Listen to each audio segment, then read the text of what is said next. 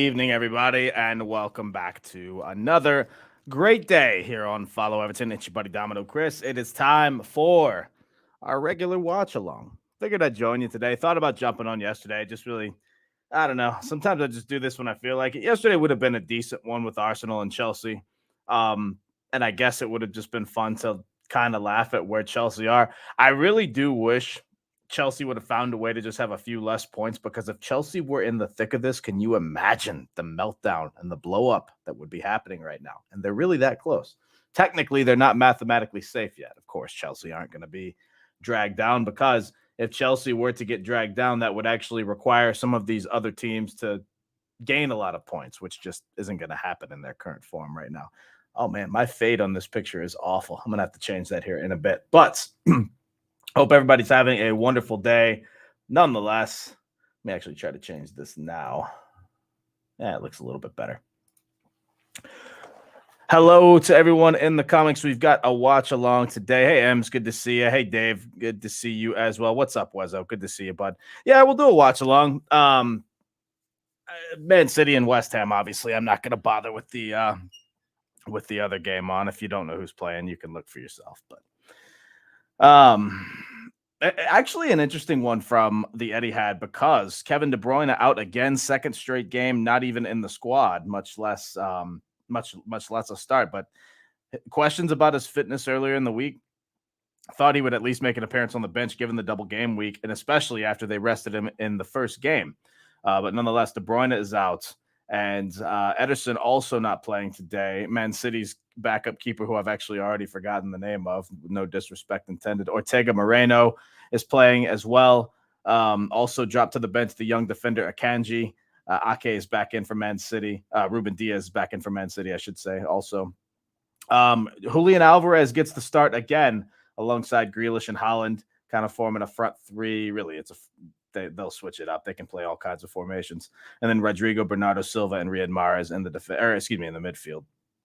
But I mean, Man City, they can bring whoever they want off the bench, and they'll pretty much turn to gold at that point.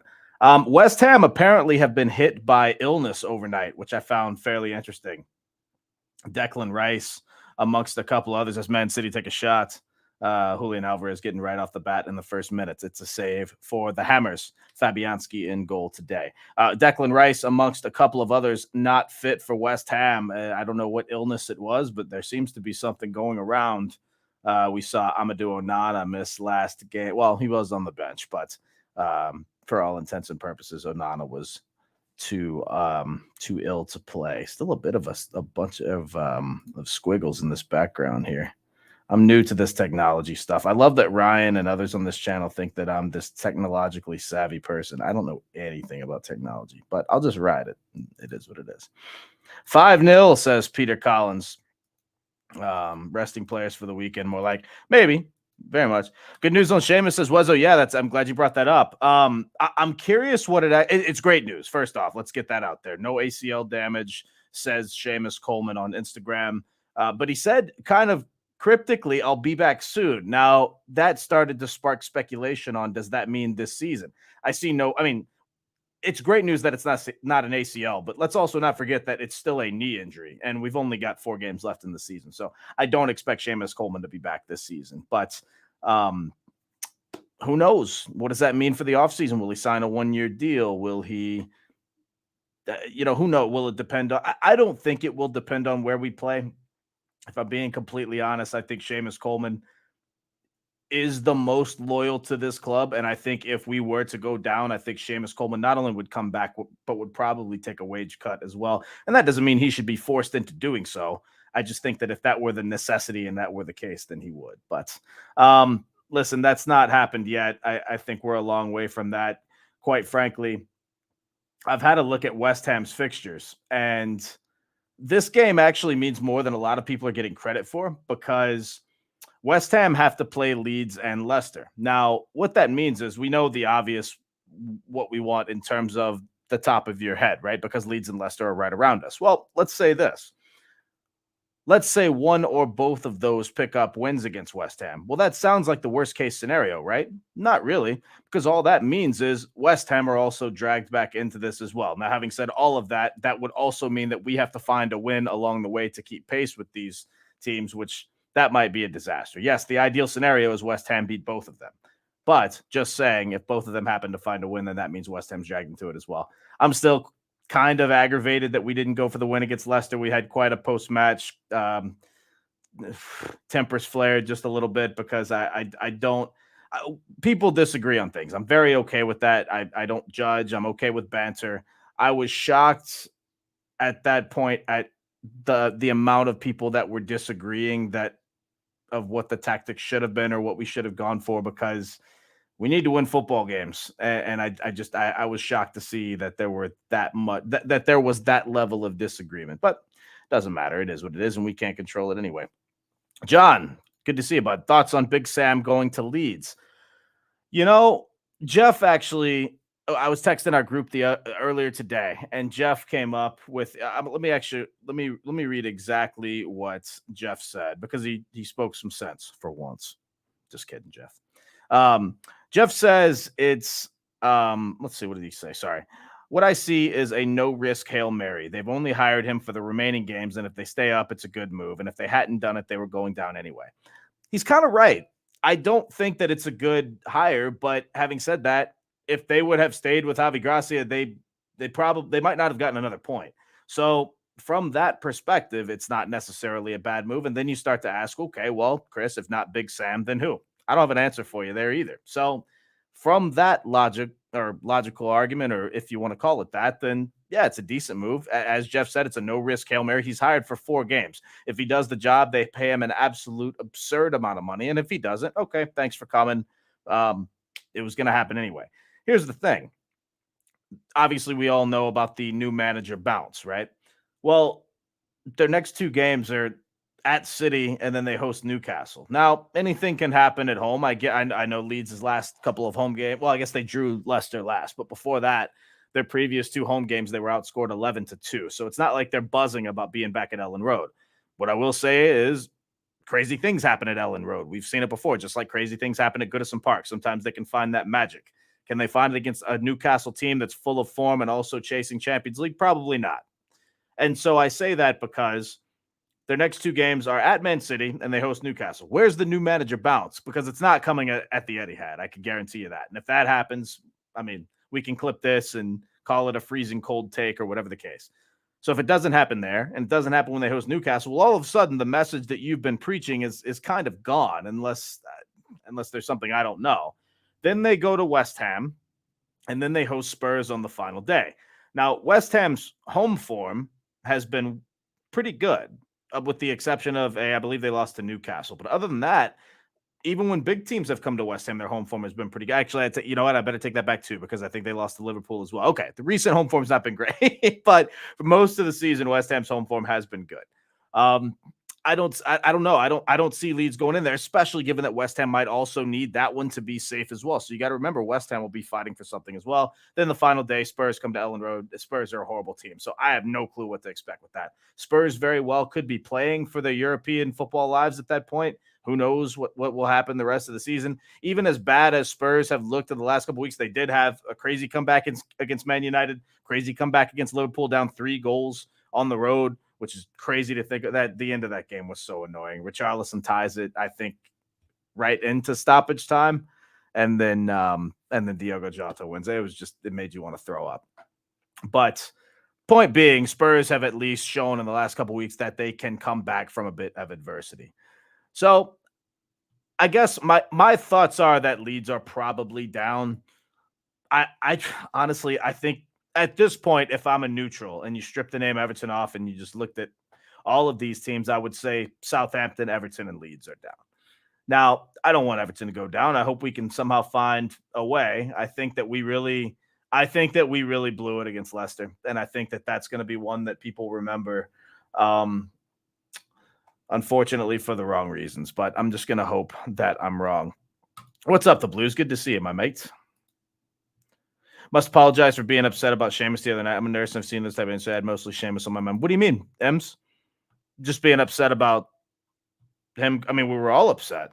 I mean, that kind of, I think it made everybody sick, to be honest with you. But we're just hoping for the best. Thoughts on Sam Allardyce saying he's as good as manager as, oh, City have a shot. Great save by Fabianski. Sorry. Thoughts on Sam Allardyce saying he's as good a manager as Pep Klopp and Arteta? Yeah, I think that one's actually a little bit blown out of context. If you saw the full comments, it was right after that he said that he actually said that he's not as good as those guys, but in terms of football experience, that he had either that or more. And from that perspective, I mean, Allardyce is like 98 years old, so he's not really wrong per se. But it was kind of just off the headline clickbait, it was kind of funny to see that, only because, I mean, they go to Man City and, obviously that's Pep. So that did make me think 7-0 this weekend, which would be kind of funny. Yeah, exactly. Here's the thing. But if I was getting paid millions for keeping a team up, yeah, I mean, who's going to say no? Big Sam said himself, it took me about 2 seconds to say yes. Yeah, I bet if you're offered that, I mean, good Lord, a couple of £1,000,000. If you get lucky, it's no risk. What happens if you go? What legacy are you going to ruin? There's nothing. There is no risk whatsoever for Big Sam. He is free rolling for millions. There's a poker term for you. West Ham either play in Europe 2 days before or after Leeds. Yeah, West Ham actually have a massive fixture congestion coming up because they advanced to the Europa Conference League semifinals. So they will have a couple of fixtures in the middle of this month. I'm actually not sure the dates either, but we're already into May. 2023 has just gone by like that. I blinked my eye and we're already in May. So I keep forgetting that those European fixtures are coming up. In the other game, Fulham are at Anfield. It is 0-0, and it's also 0-0 at the Etihad. I'm about 11 minutes into both. Let me actually get a split screen going real quick, boys and girls. Don't forget to smash the like button and subscribe if you haven't already. We appreciate you jumping on with us today. Sean Dyche's press conference is tomorrow, so if I had to guess, we will probably have some sort of match preview coming up then as well, because usually we do it on presser day. Honestly, I think there's going to be I can already see, usually Ryan and I are on the same page with a lot of Everton related things, and I can kind of see us jumping on here and being angry tomorrow, only because the press conference is going to be nonsensical. It's going to be a lot of softball questions, and it's going to be the same thing that we've already heard for the last 6 weeks. So I'm honestly just not looking forward to that at all. I wish a reporter would have the bollocks to ask him about Michael Keane, but they probably won't. We can spend this entire couple hours talking about I don't want to talk about Michael Keane anymore. I'm kind of sick of it. I mean, we could spend the whole couple hours, but we all know what we're gonna say. It's a joke. Your entire reasoning for taking Connor Cody off is because he was making mistakes. That's been the whole message. It's, fight for the shirt or fight for the right to have it, make it hard on your teammates to get it from you, et cetera, et cetera. So you immediately take Connor Cody off after he makes a couple of mistakes. Meanwhile, Keane comes in and just does an absolute, he just has a whopper of a couple of months. And he stays in with apparently no threat. Your entire reasoning for not playing Yerry Mina is that he doesn't have a lot of football. Well, Mason Holgate doesn't have a lot of football. Ben Godfrey doesn't have a lot of football. Michael Keane had no football. Mason Holgate and Michael Keane quite literally had almost no football. Not only do they come in, they stay in. Because if Mason Holgate hadn't gotten sent off, I bet he would have stayed in too. It's just, I don't know. It must be some weird financial thing. If Mina is a situation of his agents got into him, I read some of the rumors and his agents got to him. Fulham, great shot. Wow, what a save. Vinicius with a great shot. I read somewhere his agents got into him and said, I need to move in the summer, so I don't want to get injured. I guess that's part of it. It's stupid. I don't like it. I don't even know if I buy it.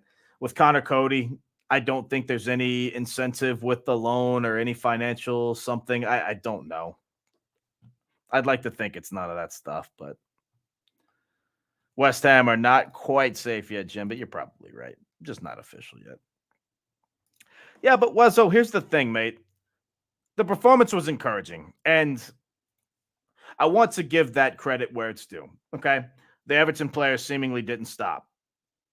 And they didn't stop. They gave it all that they had without any subs, with the exception of Coleman, obviously, for injury. I think people are looking a little bit too much into the chances that we created at the end, with the exception of the Cores, which was a great save by Everson. The chances that we created was because West Ham's players were so tired, right?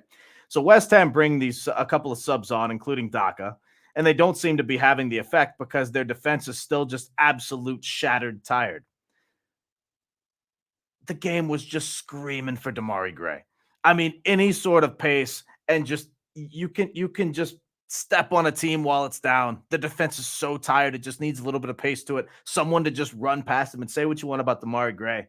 That game was his game. That's just one example. You could put Ellis Sims on. You could put Neil Mopay on. I know a lot of people, Mopay is not their cup of tea. Whatever. Doesn't matter. Fresh legs against an absolutely shattered defense gives you the ability to try and play long ball. The strategy that no one even really likes. But it would, I mean, it's you have to take advantage of a tired defense. Of all the games to play for a draw, it just it left a sick feeling in me for the last couple of days, because those opportunities are going to come. Even if let's say we nick a point at Brighton. Let's just say we find ourselves in the same scenario at Brighton, right? 2-2, 1-1, whatever, on 80 minutes. It's different when you're at Brighton, a team that's fighting for Champions League, quite frankly, top 6, top 4. They're fighting for both, technically, right? A quality side. If you're going to have a draw or play for a draw against them because you don't want to lose or you don't want to do whatever, okay, that's one thing. Leicester are crap, and they were crap almost that whole game. Come on, guys. It's just a different scenario, and those opportunities aren't going to come often. What's up, Barry? Good to see you, buddy. Why do a conference on Thursday if you can? I don't know. I actually, I thought I hope I had the date right. I think I saw on YouTube that it was coming Thursday, but they're not going to have a presser on Saturday, right? Like usually it's a couple days before the game, but Saturday's a match day, obviously. So they're not going to have a presser that day. Although technically there is a match tomorrow as well. Brighton play Man United at Brighton. 35 points and a better goal difference will be enough to avoid relegation for any team. Probably. What changes would I make for Monday? Well, again, I've said for weeks, as a lot of people had, Mina would be in my team. But again, let's pretend the Mina situation is what I described as him not wanting to play. While we don't want to accept that, okay, fine. Connor Cody has to be in. I mean, it's the same argument we had that if he played Ben Godfrey this game, then he shouldn't have been let back on the bus, right? Okay, well, Ben Godfrey, I don't even know if Ben Godfrey traveled with the team because he wasn't in the squad at all. So you go now from being a starting right back and playing the entirety of the Newcastle match with your manager hanging you out to dry. You don't pick up an injury as far as anybody knows, and then all of a sudden you're not even selected for the team. Don't know if he was sent home or if he went home on his own volition, or if he was there. If anybody knows if Ben Godfrey was there, let me know. I would have Ben Godfrey in. Nathan Patterson will be starting on the right side, I assume. If he for some reason decides to throw Mason Holgate back in, same scenario, shouldn't be let back on the bus. It should be Patterson on the right. I would have Cody and Tarkovsky in the middle, and then Vitaly Mikolenko on the left. I thought James Garner had a decent game. I thought that my whole table's shaking here. I thought that the last 20 weren't his best, but again, he was tired. Everyone on the pitch was tired. It just screamed for a sub. So I would actually keep Garner in, and I wouldn't mind keeping the midfield the same. I hesitate to keep Iwobi in, quite frankly, if you have to make a change, or if you have to get Onana back in. Let's put it that way. Then I would have Onana, Ghana, McNeil on the left side. Let's just start there just to have a short thing. I'd probably have Onana, Ghana Gay,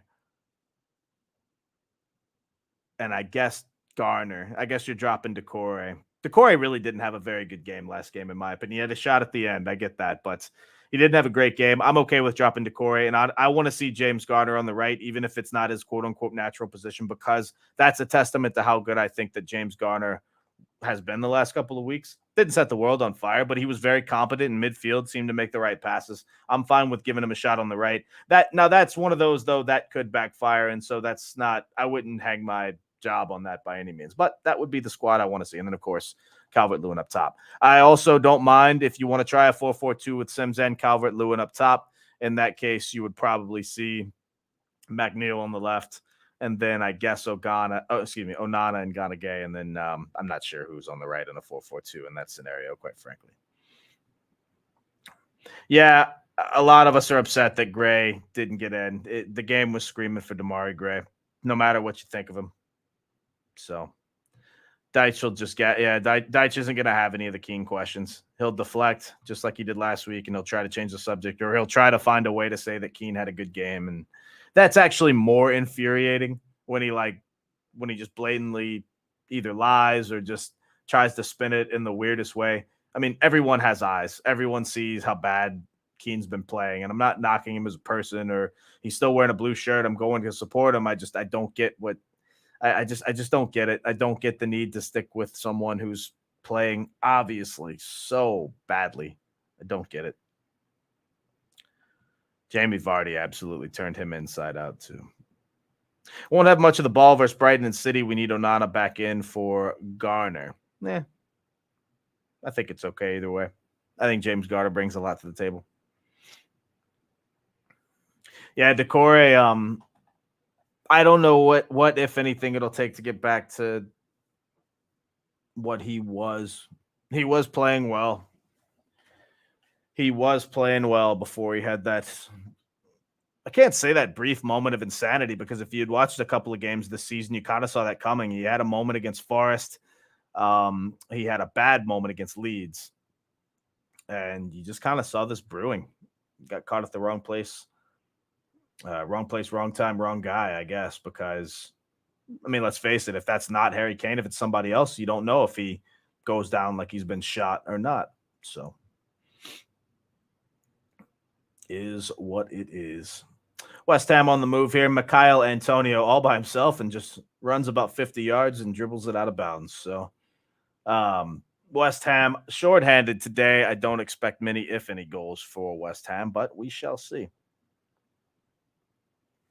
Here's the thing. That's why, Everton Twitter can be toxic at times, but I mean, it's just been fuming lately because they see that they're being lied to again. One thing Wezo says, one thing Evertonians won't put up with is people trying to pull the wool over their eyes. That's what's happening. People are losing respect for Deitch very quickly, because when Deitch he wasn't even hired yet. When Deitch was listed as a possible candidate with Marcelo Bielsa, Duncan Ferguson, those were basically the three. I don't want to hear David Ancelotti. That was never going to happen, right? And Duncan, let's be clear, Duncan Ferguson was never going to happen either, but he at least got interviewed. So I'll even just say Bielsa and Deitch. People wanted Deitch. The people who were on Deitch's side wanted Deitch because he commanded respect. Some folks described it as when he got off the coach, you heard his boots, because he commanded that when he walked into a room, right?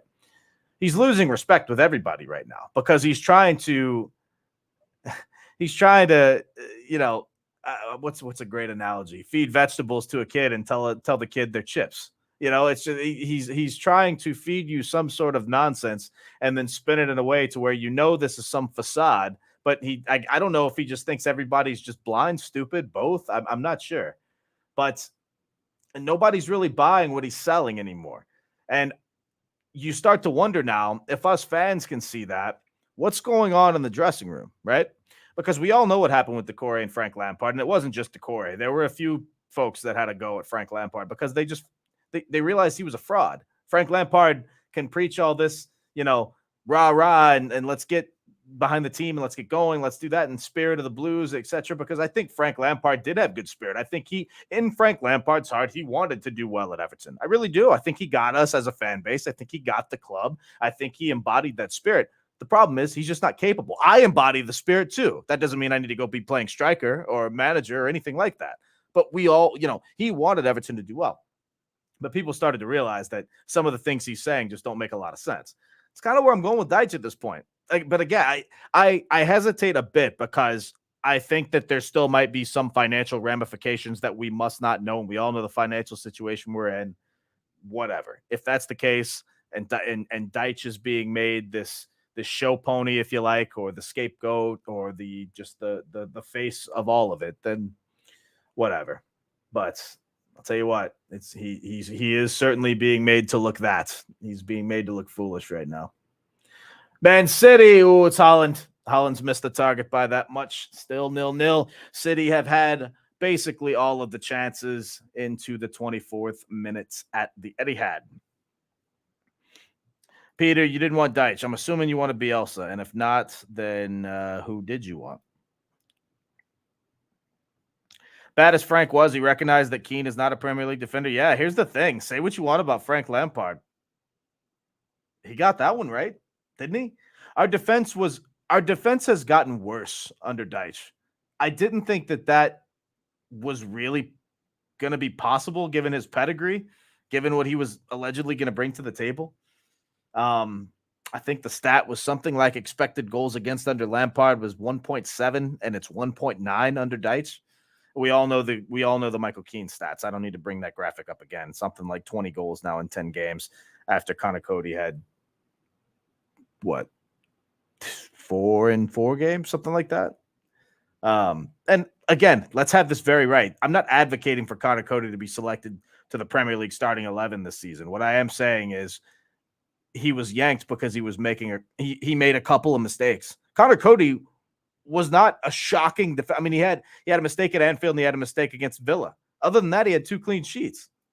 And he just yeah, that's it. He hasn't seen the pitch again, not even as a sub. Fulham have a chance. Here it's gone wide. Not even as a sub. And so you start to wonder what it is. Bielsa would not have worked with this squad, I don't think. But that's certainly up for speculation. Oh, my God, Peter, you're losing all credibility with me if you say Nuno Espirito Santo. Good Lord. Stop with that. Everyone's entitled to their opinion. Have your say. But I'm also entitled to react.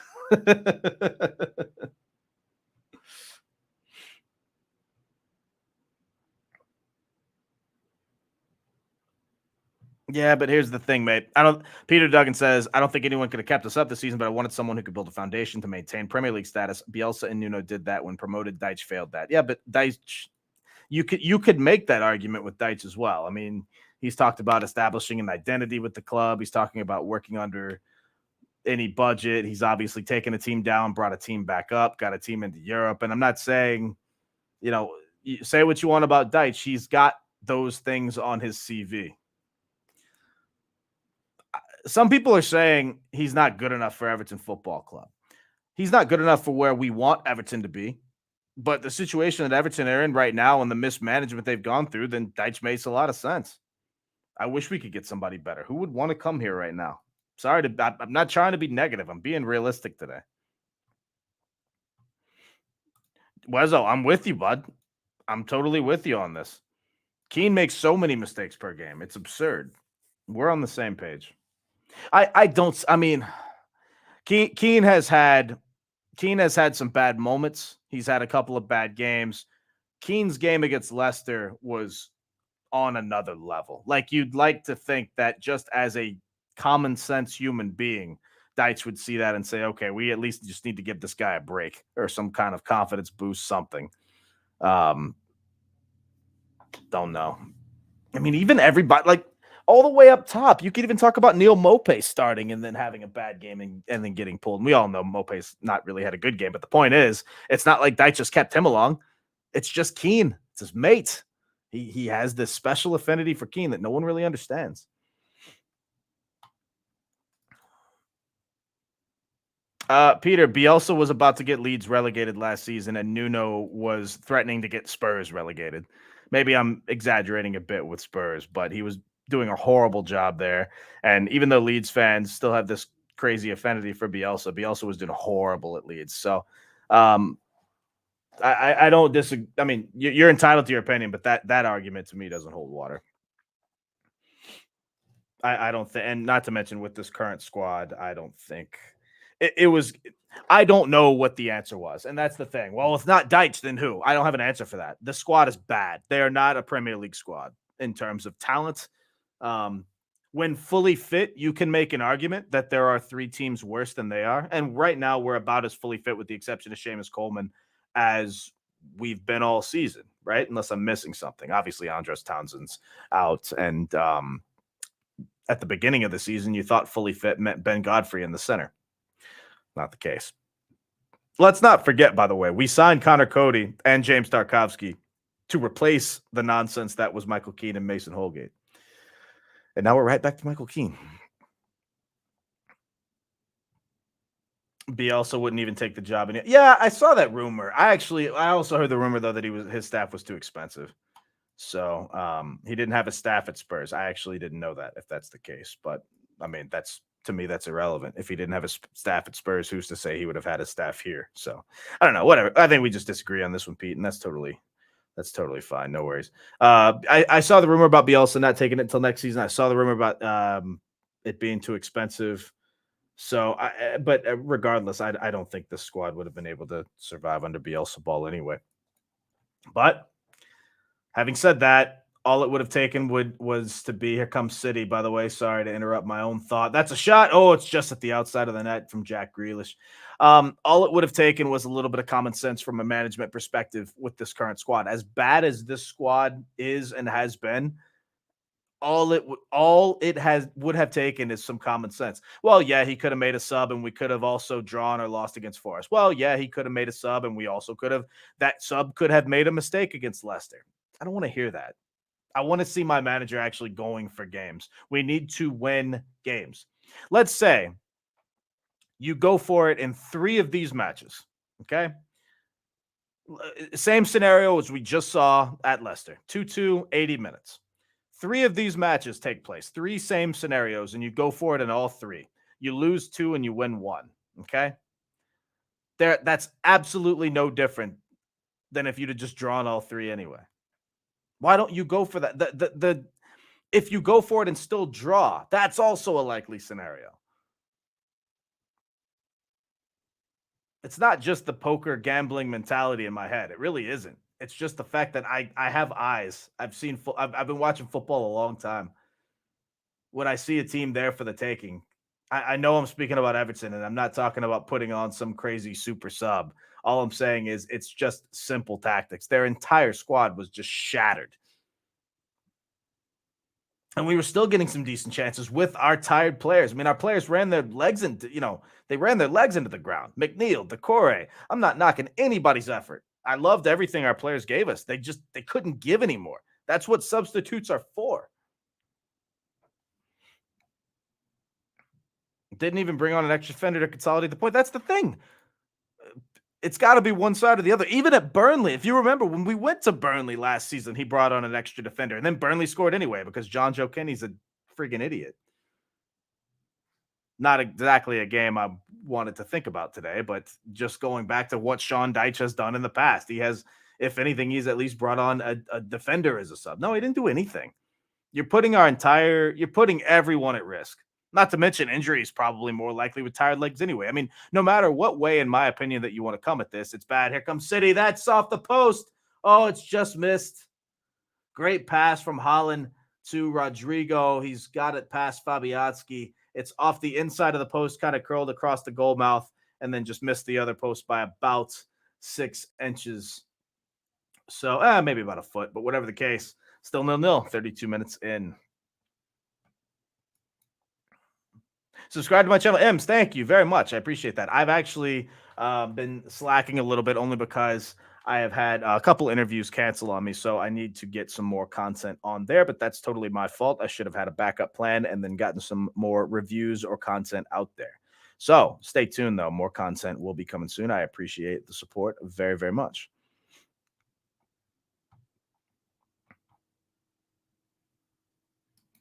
Yeah, that's the thing. The Blues, yeah, I don't know. It's just frustrating. It's just frustrating. I mean, at the very least, have Sims come on for 10 or 15 minutes, have him be able to occupy a defender and open the field up for Dominic Calvert-Lewin, who had already been, I know he missed the sitter, but like Calvert-Lewin had a pretty decent game other than that. I know that's a big moment. I'm not excusing him for it.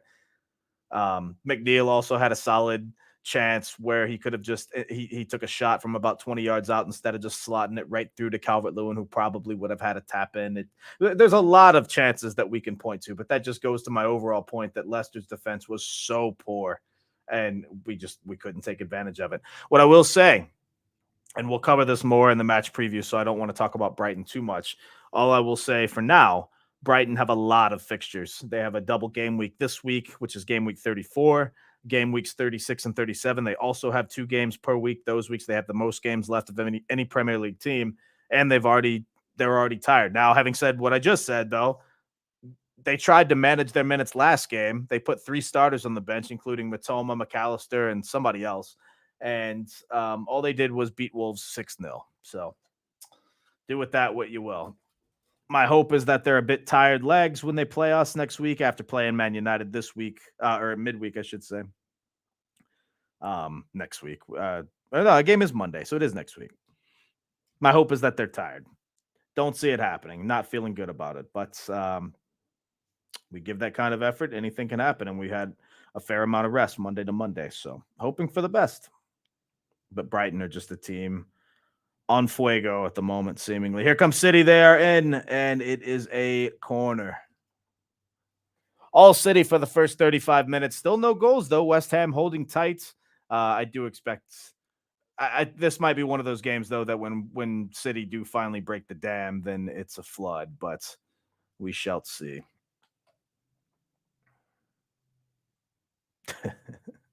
Wezzo, not a Michael Keane fan. It's a header. It's just wide from Jack. That's John Stones, actually. Don't like McNeil. Peter Duggan coming in with the hot takes today, my friend.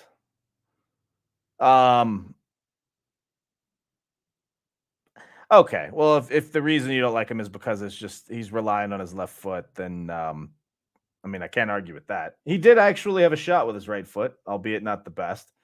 I think as a professional footballer, I'm surprised that he doesn't have more of a right foot because everybody on the planet knows he's going to his left 99.9% of the time. But you can't say you don't like Dwight McNeil, mate. He's been, I mean, not to use the term heart and soul, but whatever the notch is below that, because we all know, I mean, Seamus Coleman's the heart and soul of this team. But in terms of workhorse, in terms of running his bollocks off, Dwight McNeil's done that for months. So without Dwight McNeil, I think we're in much worse shape right now. Fuego Spanish for fire. Get in there, man. Come on. It's I only know like 4 words in Spanish, but that's one of them. Caliente, cerveza.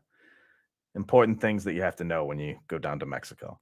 De Bruyne injured or unwell. I believe he picked up a knock last week.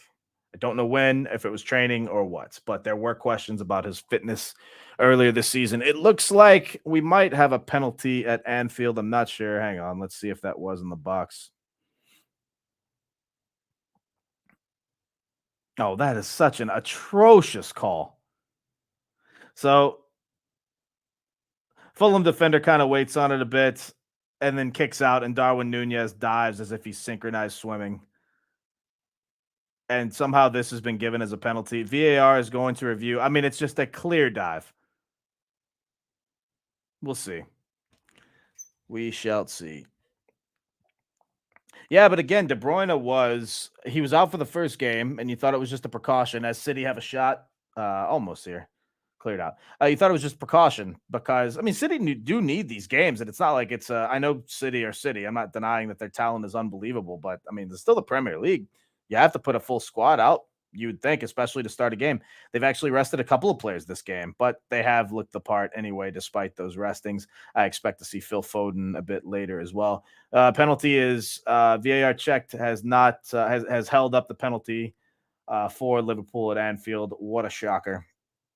And the Egyptian steps up to take that. Meanwhile, in the City game, also a penalty shout. Nothing doing in this one. Salah steps up 1-0 to Liverpool. Yippee, whoop-de-doo. All City right now, 38 minutes into this one. I'd love to hear the explanation on how that's possibly a penalty, by the way. Absolutely ridiculous. Alvarez is absolutely incredible. I'll tell you what, he is so fun to watch. I remember, he reminds me of Foden from 3-4 years ago.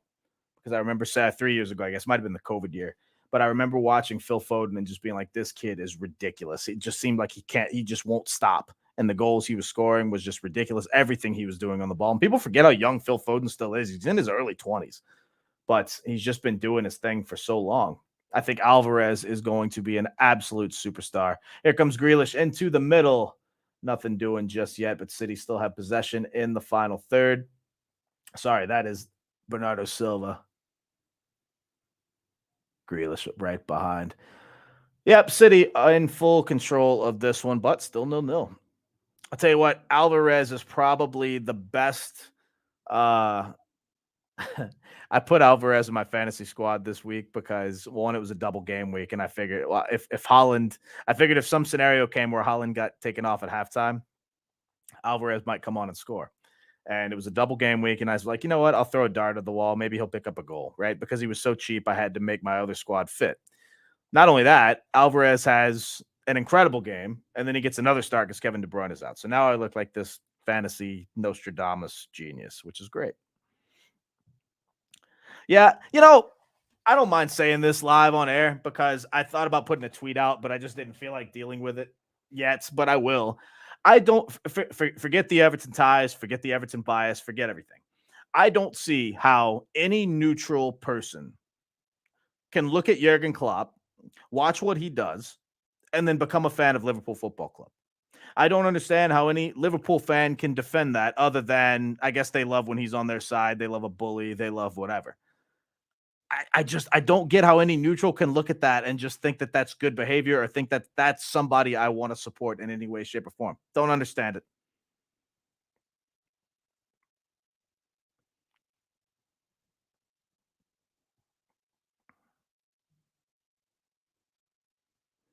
And if I throw that tweet out, I'll get a whole bunch of crap back. And listen, I'm not afraid of anything. They can say whatever they want. I just didn't feel like dealing with it at the time. But I'll definitely, later in the week, I've got to throw that out. I just want to say, I want an argument. Is it because Liverpool fans will just say because he wins things? Okay, that's an argument. If he wins things and makes your team, that's fine. But just again, just as a person, it's kind of a dick. Unless I'm missing something. What's up, Eugene? Good to see you, mate. We talked about Big Sam in great detail a bit ago, but just to sum that up real quick, I think that it's no risk on the part of Leeds or Big Sam. Obviously, if it's successful, it looks good on both parties. I don't think it will be successful, though. United and Newcastle will take the Champions League places, to be honest. Yeah, they're only probably getting top 6. It's almost mathematically, well, not mathematically impossible, but they're showing the live table right now. Liverpool have played one more game than Newcastle and are 6 points back, and 2 more games than Man United and are 4 points back. So you're talking about United not getting points from. You're talking about Liverpool being perfect, and then United also not getting any points, which is just going to be, or all the points, which would just be difficult. Yeah, Klopp's an idiot. A lot of those comments I figured were coming, but it's just true. Gundogan makes City tick. They need to bring him on probably. Yeah, Gundogan will probably come on. If the game's 0-0, Gundogan will probably. Honestly, if the game's 0-0, Gundogan might come on at halftime. But if not, then 60 minutes for sure. If we go down, do you think Dyche is the man to get us back up, given his style of football and the likelihood he will pick his mates? I don't know. And the reason is because I don't know what players. You got to remember, if we go down, I've said it before, if we go down with this current squad, if we played championship football with this current squad, we'd never come back up. The squad isn't physical enough. They're not hungry enough. It's just a fact. Having said that, I don't know what our squad will look like if we do go down. If it's a young, hungry squad, if it's someone who will buy into a manager like Sean Dyche and his tactics and his whatever, insert euphemism here, right? Insert metaphor here, cliche here. That's the word I was looking for. Sorry, I'm an idiot. Then maybe, but you have to have a manager who will manage his players. And I know that sounds really dumb and common sense. Sean Dyche has done a horrible job of managing his players. I hate the way he's treated Ben Godfrey. I hate what he's done with Michael Keane. I hate the way he's treated Nathan Patterson. Patterson only came on because Dyche had literally no choice. I don't know the situation with Yerry Mina. But if it's a situation where Mina actually does want to play, then I hate how Deitch has treated him too. So no, Deitch isn't exactly at the top of my list right now in terms of managers I want at this club, but don't know who will be available. Is he the best of the bunch? Not sure. I'm just hoping we stay up. I'm still trying to keep that hope alive, mates, even though it is looking less likely. Leeds making a big thing about staying up. We are, Jim. I mean, we're not gonna. I think Dite. Oh, man, I think he's the best of the bunch out there now. I would rather have Deitch than Big Sam. Put it that way. Now, I guess I don't even know. Not if Deitch won't make any subs though. That's the thing. If he's just gonna be that stubborn guy, that's it's a question. It is. Some people are gonna slam me for that. How can you say Big Sam? Listen, whether you want to admit it or not, Deitch just cost us points. Of all the things you thought we would be talking about with the crap team that we put out most of this season, you think the manager would have been the one costing us points. That's such a sick thing when the players actually give it their all. They do everything every Evertonian wants them to do, and they get let down by their manager. That's my opinion. Did I see Jamie O'Hara kicking off over Pickford with his water bottle info? I'll admit I watch Talk Sport because it's on YouTube and it's some of the only football content I can really get over here. So I know it's a wind up. Talk Sport is a staged show, and that's if you go into it with that mindset, you kind of are able to take some of that. Like the Jamie O'Hara thing was just, I mean, it's just it's a wind up, but it is ridiculous. I'll give you that. I thought the water bottle thing was great. I just love that they pretend, like, just because it's Pickford. I love that they pretend that that doesn't go on with so many keepers. But it's just talk sport. Like I said, it's a wind up. I still find myself watching it. Maybe that's a character flaw. I don't know. Tell you what, West Ham are doing a great job of parking this bus. I mean, City are trying to, they're playing great possession football. They're getting a fair amount of crosses in, but they're cleared away. I mean, City haven't had a lot of great chances, if you like. They've had most of the possession. They've had the ball mostly in the attacking third, but they haven't been able to break this West Ham line much. You can see Erling Haaland getting fairly frustrated as well.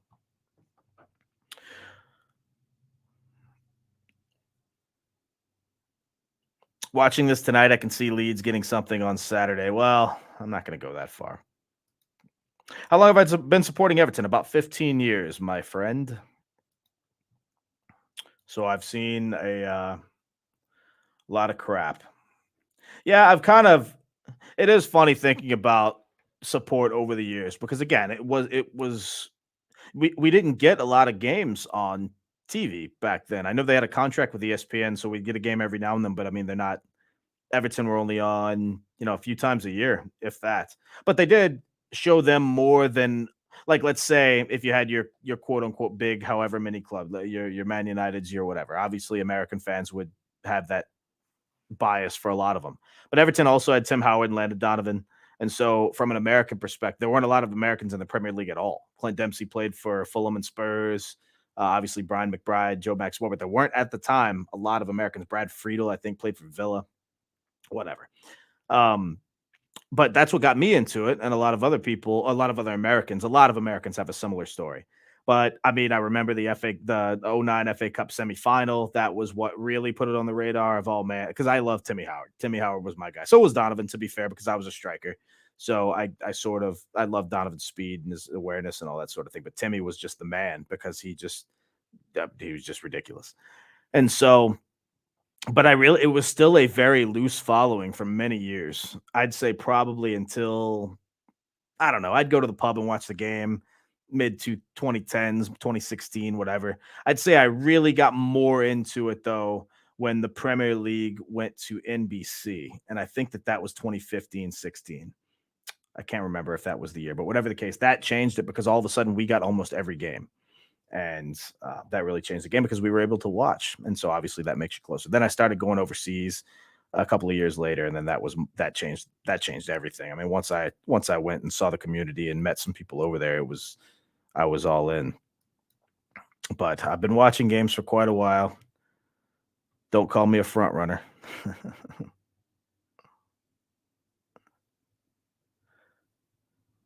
Yeah. Mina goes, I'd like them to come out and say what happened with the situation with him and the manager. If you remember, I don't think, unless I'm missing something, that situation happened with Mina and the supporters where they confronted him by his car. I don't think Mina's seen the pitch since, has he? I'm not blaming anybody. I'm just wonder if that affected his mindset. If we went down, who would stay players wise? Iwobi's gone. Pickford's gone. Mina's gone. Calvert Lewin's gone.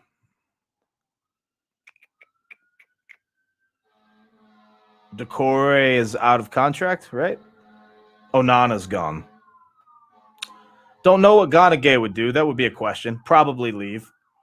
I think we would keep. You know what? I don't even know if Dwight McNeil would stay. Maybe. I would say McNeil would stay. Obviously, Keane would stay. I would hope we would sign anybody else though. Probably we wouldn't buy Cody, so he would leave. It would be Tarkovsky left Burnley last season. I have no idea. Tarkovsky's got a longer contract with us now, so that would be a little bit. I don't know if he could just leave, but I'd say who would stay? Mikalenko, Tarkovsky, Nathan Patterson. I'll say McNeil, Sims, Tom Cannon, Jared Branthwaite, maybe. Stanley Mills would probably feature. Don't know. That's going to be a weird scenario. Yeah, I don't. Paulie says here we'd have to sell a lot of players just to break even. So that's the thing. Like I don't know, and you can't. That's the thing for everybody who wants Sean Dyche sacked. I don't. I mean, again, we're still paying the Spanish waiter, and we're still paying Frank Lampard. Easy for me to say. So if we sack Sean Dyche, we'll in essence be paying 4 managers. It's just you just can't do it with the financial situation we're in. So we can't even sack Dyche even if we wanted to. And I don't think they want to anyway. Mashiri doesn't give a shit. And Bill Kenwright's Bill Kenwright. So they won't care. They don't care. They won't care. They never will care. He cares when the stadium is built so he can sell it as a package and actually recoup a bit of his losses. And that's all Mashiri cares about. And Bill Kenwright's just counting his money along with Denise Barrett Baxendale.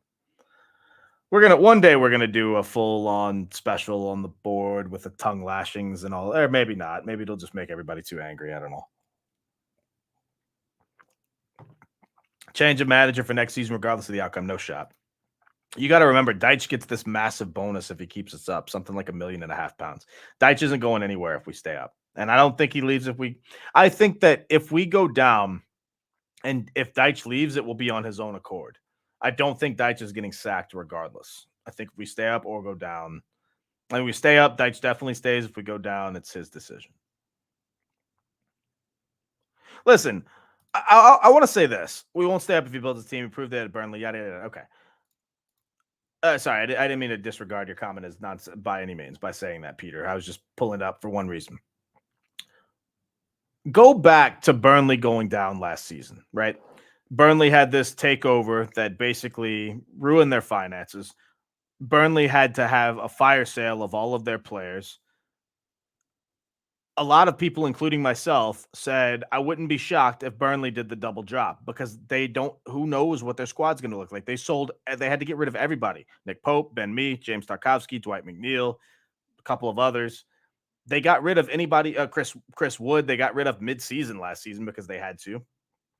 There's so like you almost couldn't recognize any names on Burnley this season, and look what they did.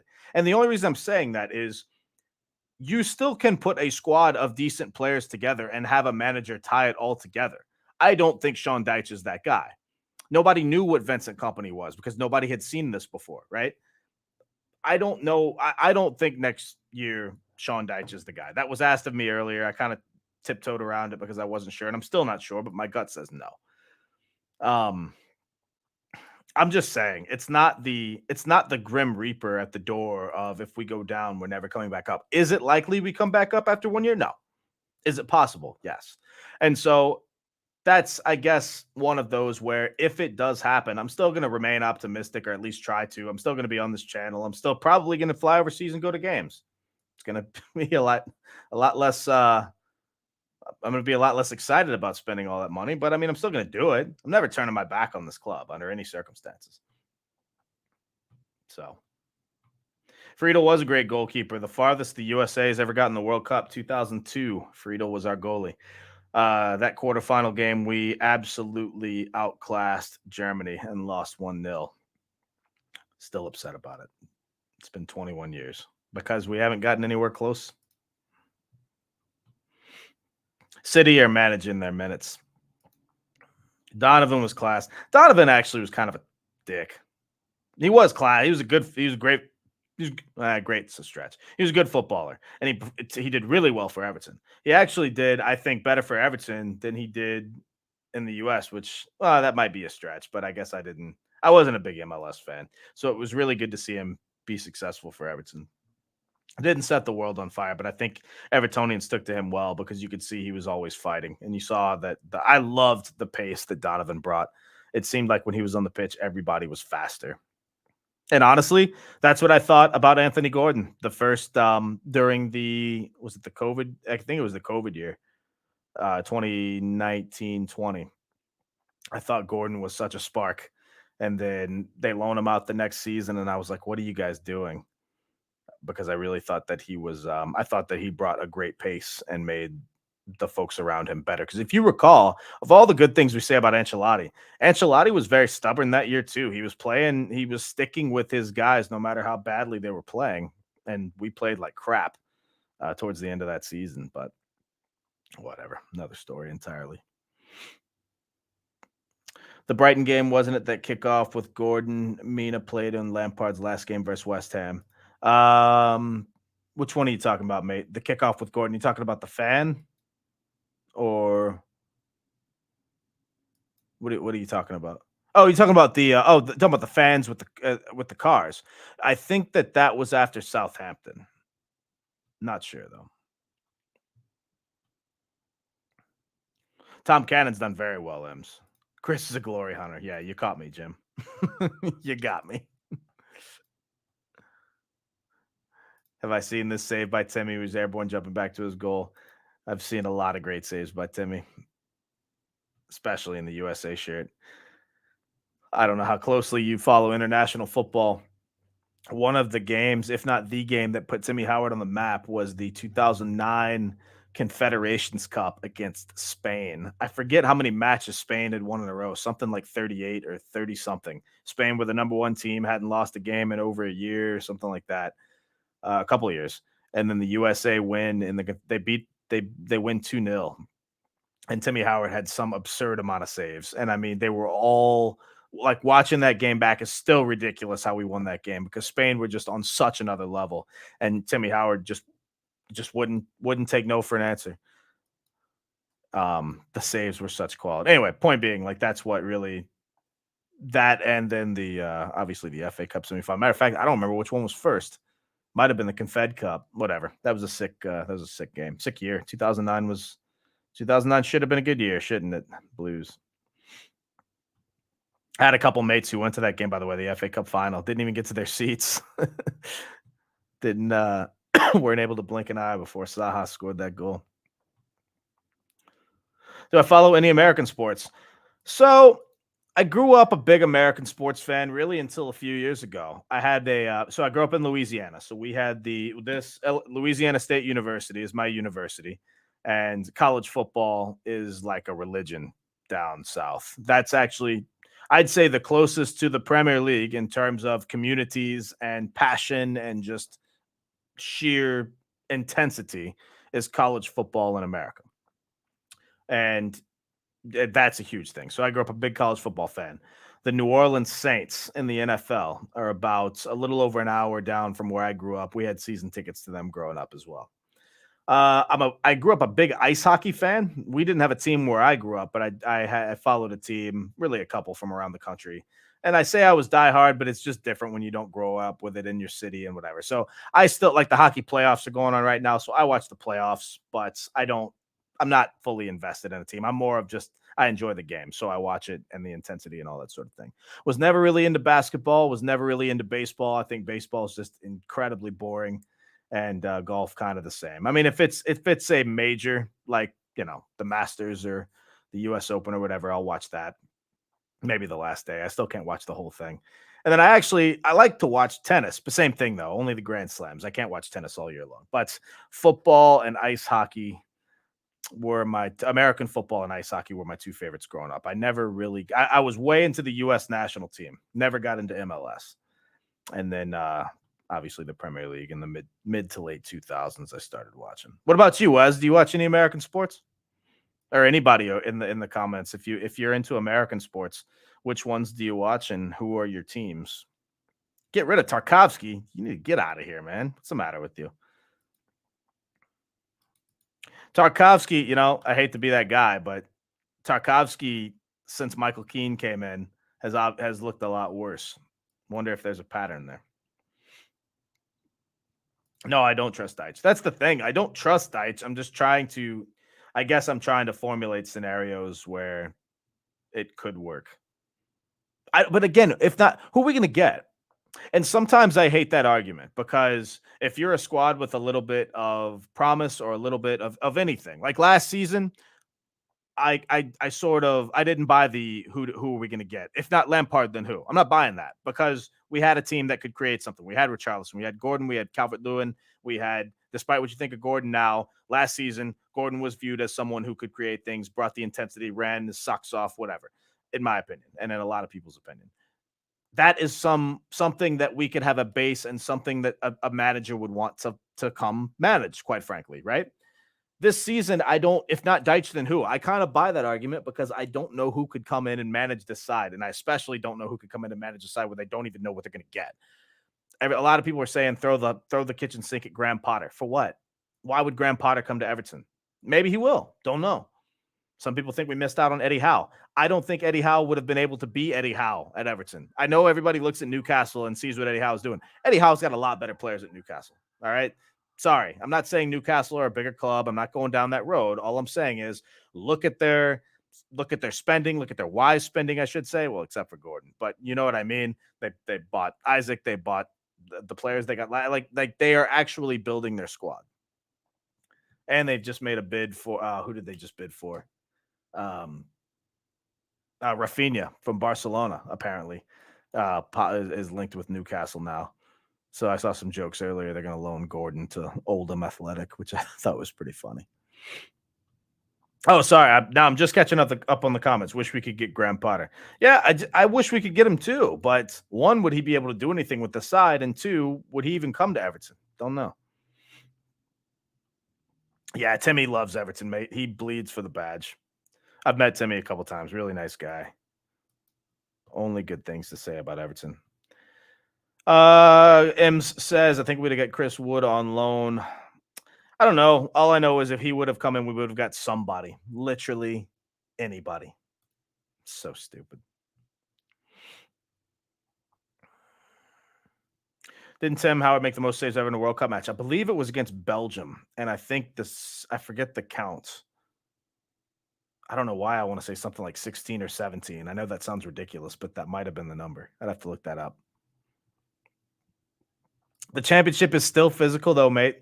Leon says the championship has changed since Deitch was last in it. It's not as physical. There's a lot more technical players and managers now, regardless of what we think. The championship is really competitive. Yeah, I agree that it's really competitive, but it's still physical. Like, and I'm not trying to be funny. Like, we're not a physical team. We almost shy away from that in a lot of cases. And so until we prove that we're going to stand up and be counted, and not back down from these teams and not be bullied, we're not going to do well in the championship right now. Depends on who we sign. That is a complete question mark of which nobody can answer because we don't know what the team's even going to look like. We also don't know if we're going down. There's a whole lot of football left. Maybe not a whole lot, but a lot's going to change in this 4 games.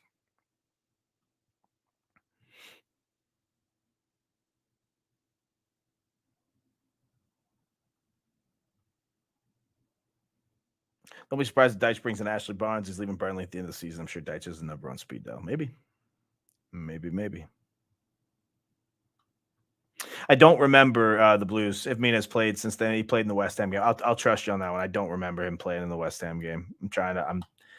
I don't remember much of that game, to be honest with you. I remember, obviously, I remember it 2-0, and I remember us not putting up any sort of a fight whatsoever.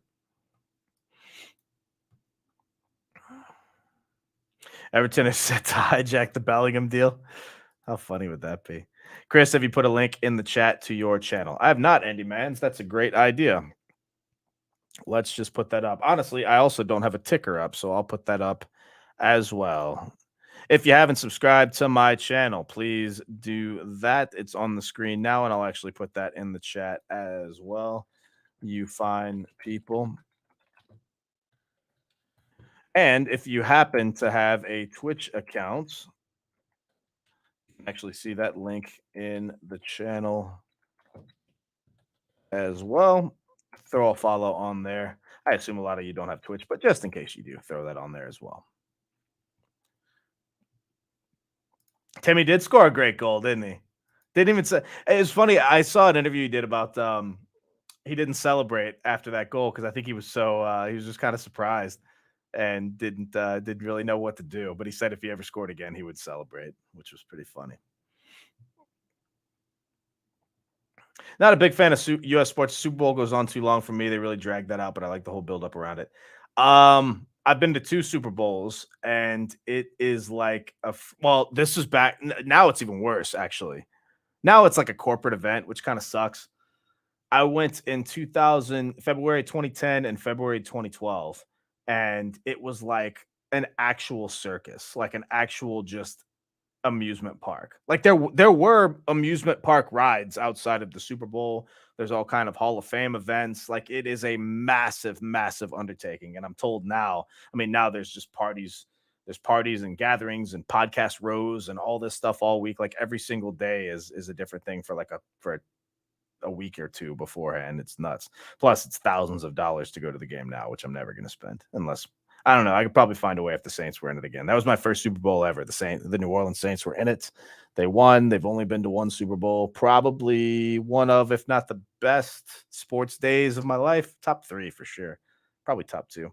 Am I here for the Big Dunk podcast at the Philharmonic? So maybe actually, I was supposed to. So I was initially meant to come for the entirety of May. It got postponed for different reasons, of which I will keep to myself. But it had nothing to do with the Everton Forum, but just some stuff I had to deal with over here. And I'm still trying to make it work for the end, but I don't know if I'm going to be able to make it or not. If so, I did say if we beat Leicester, I'd come over, and then we ended up drawing. So now I'm thinking about it. But if I do make it over, I'm definitely going to go to that because I've had a few people ask me about it and offer me tickets. So I will definitely try to make that sub. Andy, thank you very much, my friend. Who do I think will finish in the top four, Dolphin? City win the league. Arsenal finish second. It should be Newcastle and then United, right? I mean, I don't see a way. United are on decent form. Obviously, tomorrow can change that with Brighton. Both are good teams, but I don't see a way that United drop this, right? Let me get the table pulled up real quick.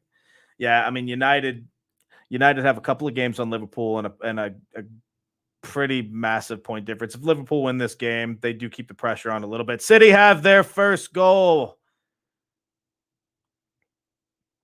It looks like it is Ake.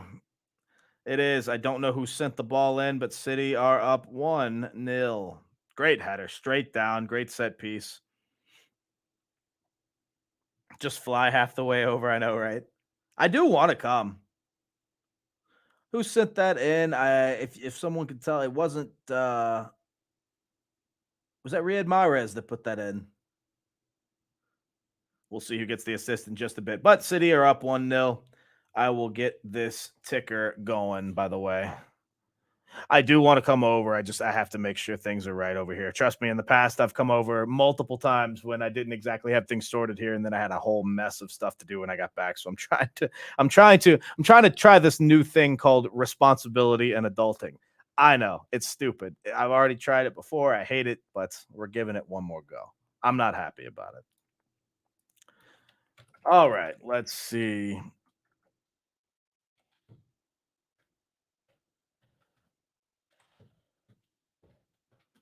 Get these scores up here. Sorry, give me 1 second, boys and girls.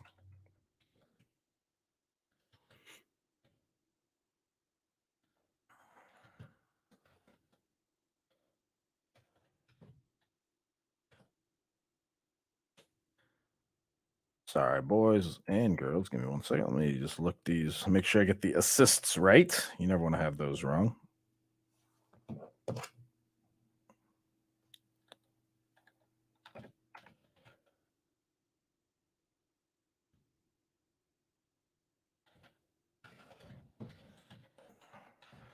Man City up 1-0.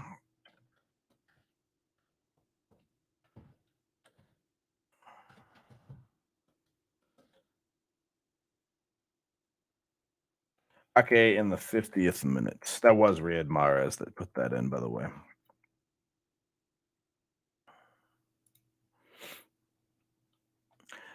KDB has 102 assists. That is mental. Jim Watson, you're a big Mahomes fan. Mahomes won me my first ever fantasy football championship, so he will always be one of my favorite players of all time. Plus, honestly, all jokes aside, he is just very fun to watch. That kid is ridiculous. Going to Newcastle versus Villa game this summer in Philadelphia. Looking forward to it. Where do you live now? Just curious. Dolph fan. That's going to be a fun game. I mean, it's just going to be a fun time, whether you're a fan of either of those teams or what. It's a good time. We stay up and Southampton drop. We should go for their right back, Kyle Walker-Peters. Yeah, that would be smart. So I don't expect us to do it. I wouldn't hate to have James Ward-Prowse either, or Shea Adams at this point, who we've been linked to for the last 2 or 3 transfer windows. Although I wouldn't I don't really. Shea Adams is probably better than what we have now, but I still don't really rate him as much of a striker, so I wouldn't pay an exorbitant fee for him in the summer. I still rate the Coventry striker, Xhaka, although I think his price went up like in the couple of days before the end of the transfer window, and I'm sure his price will go up this summer too. So I don't know. You know how that stuff is though, with the links and the rumors and all that stuff. Oh, you're in Charlotte. Nice, man. I went to Charlotte a few years ago for the first time. Only been once. Went to a Saints Panthers game there. It was a good time. Yeah, Philly's fun. Obviously, I mean, feed the stereotype and eat cheesesteaks because they're delicious. That's what I do. Grealish with the ball, puts it in for Haaland, who's got the keeper out of his net, tries to put it towards the center. Still not cleared. Grealish goes for goal and just misses. 1-0 still to City on 53 minutes. Haaland and Grealish getting fairly frustrated with much possession but no scoring. If Forest go down, how many of their 863 players have a relegation clause? I think it's only 861. So hopefully they'll be able to keep Andre Ayew and Chris Wood. The fingers crossed for them, right?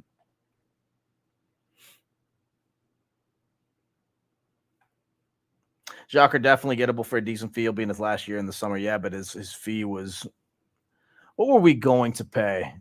I can't remember if it was something like 15 million or it was, I honestly don't remember the number, but whatever it was, that's who we were allegedly targeting. And then his fee went up. Like they were trying to fleece us basically because they knew that we needed a striker so badly. That was the rumor. Again, take it with a grain of salt. You know how these rumors go. They change all the time. You never know what's actually true and what's just clickbait, and just it is what it is. So I don't put too much stock into it, but usually where there's smoke, there's fire. So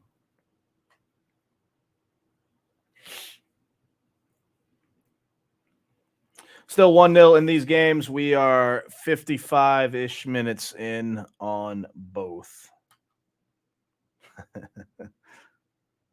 Surprised if any Forest players have relegation clauses. Yeah, I don't really think. I don't even think that really matters, to be fair, for either side, because people were talking about relegation clauses and Pickfords and whoever's contract with Everton. But I mean, it's just there's just no way we'll be able to keep, whether they have a clause in it or not. We're not going to keep nearly any of these players. And again, in a way, I'm okay with that. Our players are not good. There are some players I don't want to keep because they're crap, and they are the ones that got us down anyway. That's what a lot of people don't think about. Oh, no, we're going to lose players. Guys, these players are so bad that they're getting us relegated. It's not exactly players I want to rush to keep. Not all of them, but some of them.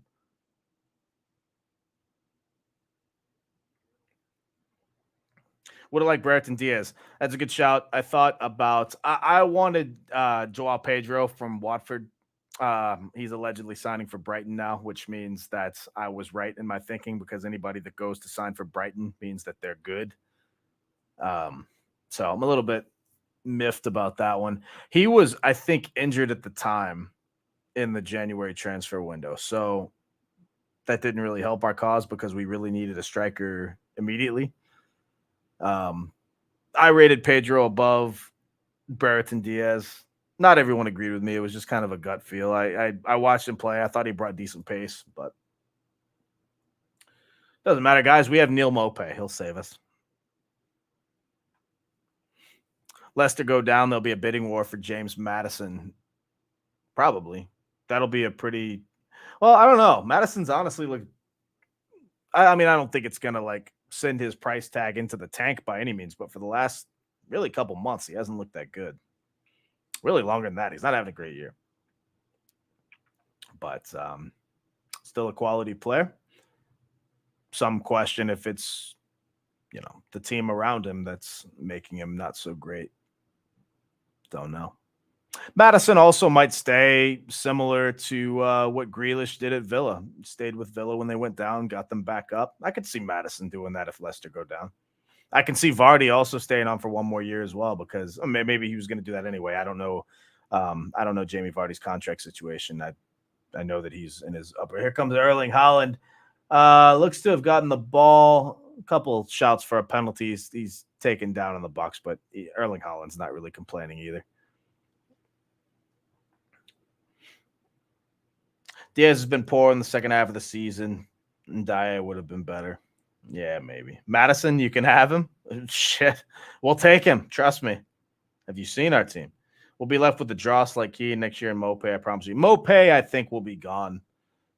Especially given the fact that we will have Sims and Tom Cannon and who knows. I assume we won't have Calvert-Lewin, but I think Mopay is going to be gone anyway. No matter what happens. Stay up, go down. Doesn't matter. Okay, header in the box. Grealish taken down. Wants a penalty shot. I think he went down a bit too easily for this referee's taste in this one. Play on, says the ref. Didn't need to go down, quite honestly. He did get a decent. If he just takes the hit, because he was getting a little bit of a shove in the back, but I mean, he had so much space. He could have just played the ball. Unnecessary. That's what I hate. I don't like this. I hate modern football in terms of players going down and looking for it all the time. It just kills the flow of the game. It makes you a worse footballer, in my opinion. Calvert-Lewin wants to stay, apparently, to repay our faith. Yeah. See if he wants to stay on lower wages and then come talk to me. I bet then he won't want to stay as much. Usually that's how that goes. If we can get a fit Calvert-Lewin on lower wages, I'll have absolutely no problem because, again, at that point, we won't be completely reliant on having Calvert-Lewin. It's a whole different animal. The state of Madison penalty, one of the worst I've seen this season. That really was a pretty garbage penalty. We appreciated it. We kind of needed it. Because you go down 3-1, that game's over. You'd think. Oh, maybe not. We had a lot. Even being down at 3-1, it would have been a head scratcher because you're kind of thinking Leicester really haven't done much. How in the hell do they have 3 goals? But given the way our attack had been, if there ever was a game I could see us coming back from down 3-1, it would be this one. Leicester's defense is horrible. That makes it worse. It makes it so much worse than we didn't get 3 points out of that. Their defense is so bad. Leicester turned down $50 million for James Maddison. Whoops. But if you feel he's worth more, then fine. What did West Ham set as the price for Declan Rice? It was well over it was either £100 million or like 120 or something, right? Because City wanted Rice. And West Ham just wouldn't sell Declan Rice for anything. And I mean, when you set your value, you set your value. That's what you value him as. So I don't know. Speaking of West Ham substitutes on the way. By the way, if you're an Everton fan, a substitute is when you have a player on the bench that did not start the game, that is available to come into the game if your manager feels that a change needs to be made, whether it's fitness tactics or if someone's tired or something like that. That's what a substitute is.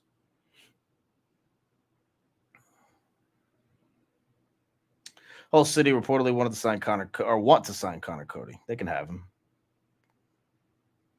I wouldn't even mind having Connor Cody on a free, but I'm £5 million for Connor Cody is ridiculous. Calvert Lewin might go back to Sheffield United. No shot. Calvert Lewin will be playing Premier League football. I don't know what we'll actually be able to get for him now. Probably, pennies on the dollar from what it could have been, but he'll definitely still be in the Premier League. I don't know if we turned down $60 million for Gordon. I think that might have just been a rumor. Did Liverpool get a lucky penalty? Yes. It was a clear dive by Darwin Nunez because that's what Darwin Nunez does. See, this is the part that I think is funny. If we'd have gone 3-1 down, we would have probably seen Sims and Gray come on. And guess what? I don't even want to think about it. I think that if that would have happened, we might have won the game. And people can call me crazy, and I don't care.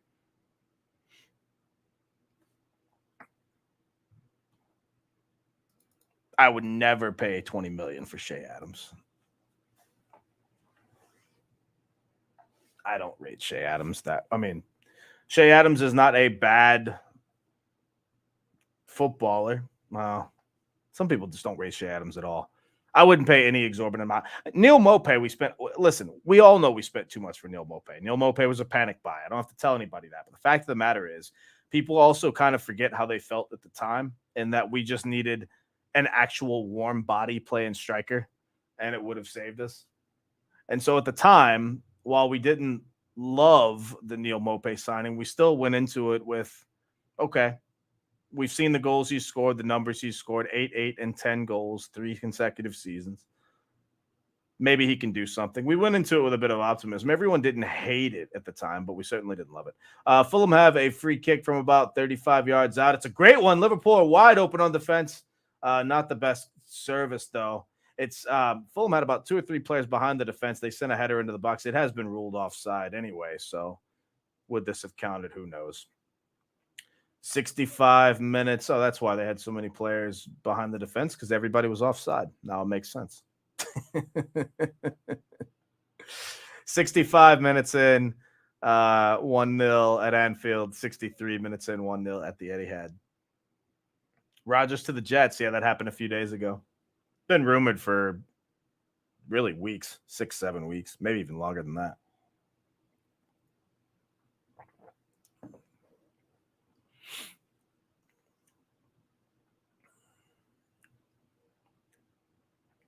Not a ton of attack from Fulham. No attack from West Ham. It's been all Man City. But it's just 1-0. Pep is trying to leave his players on. At least we're about 64 minutes in. You have to expect to see subs soon, no matter what, though, because City do have just many games to play, including the Champions League semifinals, obviously, too. So, and then a cup final against Man United. So, City will. Oh wait, is the FA Cup finals after the season, though, isn't it? So I guess that doesn't really count.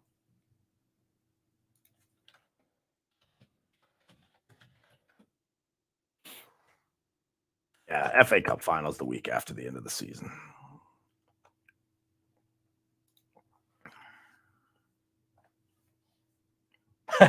Neil Michaels, can't believe we missed out on Big Sam. That's funny. Remember going to Goodison Park in 1971? Alan Ball, Colin Harvey, Royal, Kendall would beat Chelsea 3-0. Those were actual good times, not the Bill Kenwright good times. Although I can say I was not at Goodison Park in 1971. Probably would have been fun, though.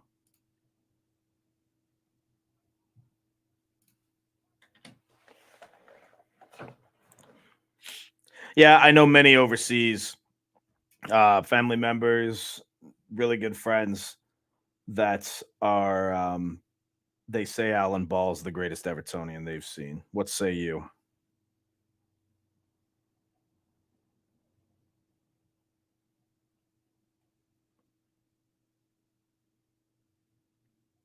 Meanwhile, here come Fulham with a bit of an attack. Not enough.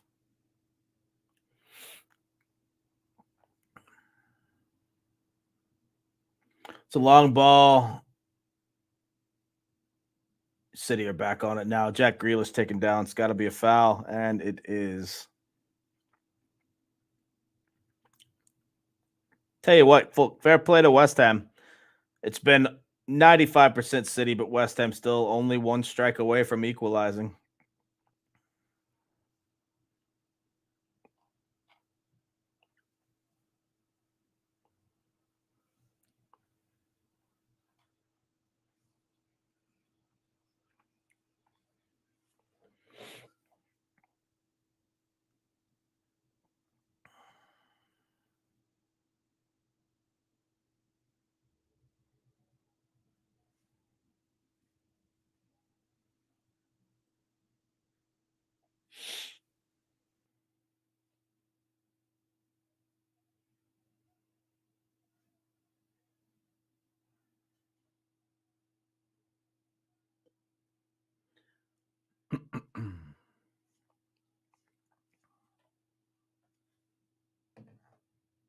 You're not kidding, buddy.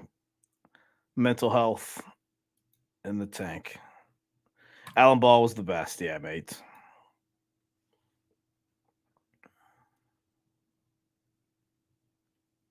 Danny Ings comes on for West Ham. Mikhail Antonio off on 67 minutes.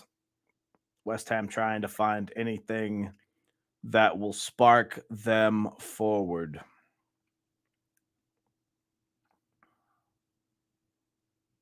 Still a lot of football left. I'm surprised, unless I missed something. We haven't seen a Man City sub yet. But we're not nearly in Deitch territory yet. We're still on 67 and a half minutes. So surely Pep won't go nuts. Pep's got a few more options than Deitch, to be fair, but even then, against Leicester, Deitch had more options than we've had in a long time. It wasn't like he was just looking over to see the lone face of Tom Davis. Even your dog's got no nails, Polly. That's funny. Stu, your brother switched sides, did he? That's got to be awkward at family gatherings. Great shot on. Julian Alvarez goes for goal. Nearly slots at home. It's a great save by Fabianski. He was a bit screened. Had to react, and he does well.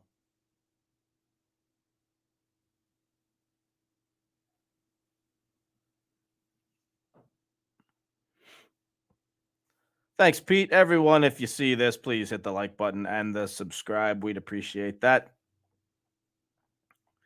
It's another fun watch along. Tomorrow it's Brighton and Man United. Honestly, if I'm just at my computer, I might jump back on. I doubt I'll do a watch along tomorrow, but you never know. So keep your eyes peeled in case we do one just kind of spur of the moment.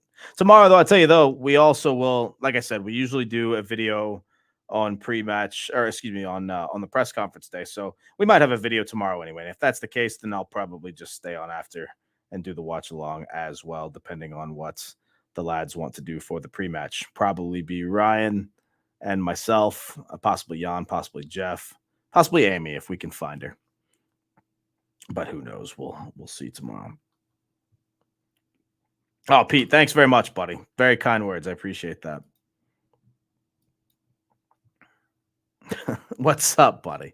I'll give the Arsenal fans some love. Riding the high. How's it going?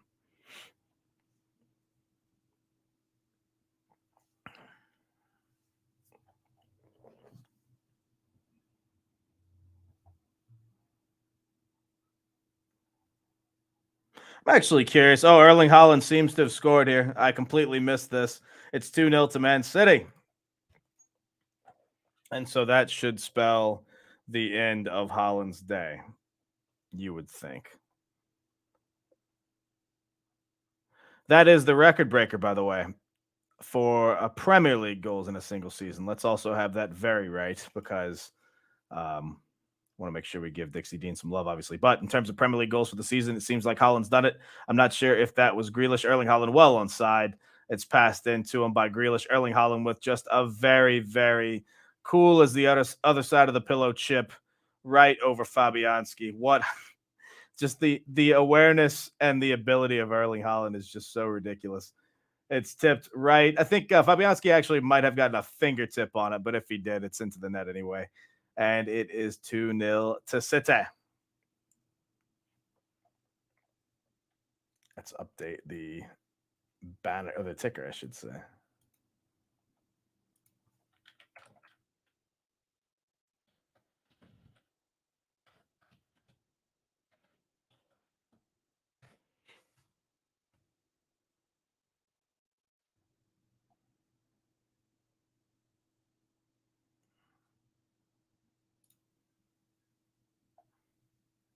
And that should be about all she wrote for this game. If, West Ham maybe be able to find, but there's no way West Ham are going to pull 2 goals back in this. Still 1-0 at Anfield, mostly Liverpool, but Fulham. Fulham haven't looked really up for it, quite frankly, but they haven't really looked up for it in a while, in weeks. So, but still 1 strike away. We shall see.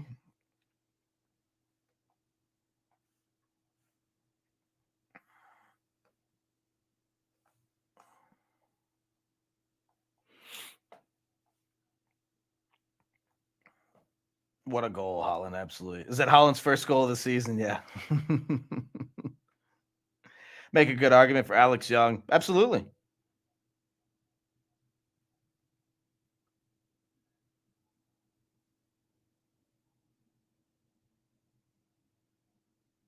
Some people, I mean, it just depends on your era. I mean, some people will say Andy Gray is the best they've seen in person too. It's a personal thing, I guess. Like I grew up with Timmy Cahill and like Leighton Baines is my favorite player, but that's just what I grew up with. It's going to be hard for anybody to surpass Bainesy for me. Special player. But I'm not sitting here pretending he was the best. He's just my personal favorite. West Ham finally into the box, but it's quickly snuffed out. And here come Manchester City. Grealish down the left side. This West Ham have a player down. City play the ball out. Player down on the far side. Not sure what happened. That looked like that might be a cramp situation.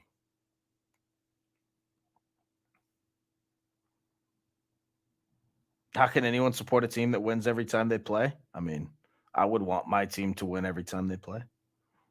What do you mean? I would love that. That doesn't mean they do it, but I would want them to.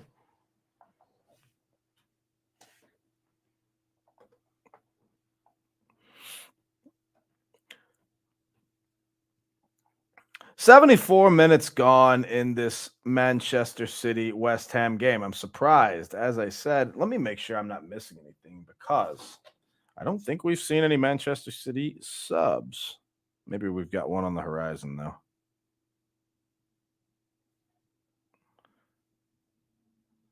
Liverpool in the box, almost 2-0 here at Anfield. Not quite.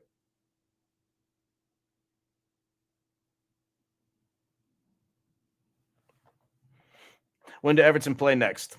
Everton play this Monday against Brighton. Baines one of the best ever left. I agree, buddy. Never gets the credit he deserves. Baines was special. Oh, look who's here. Scored twice, right foot touch in behind defender, left foot finish, clean sheet. My stunting. What a lad. What a lad, this Ryan Grant.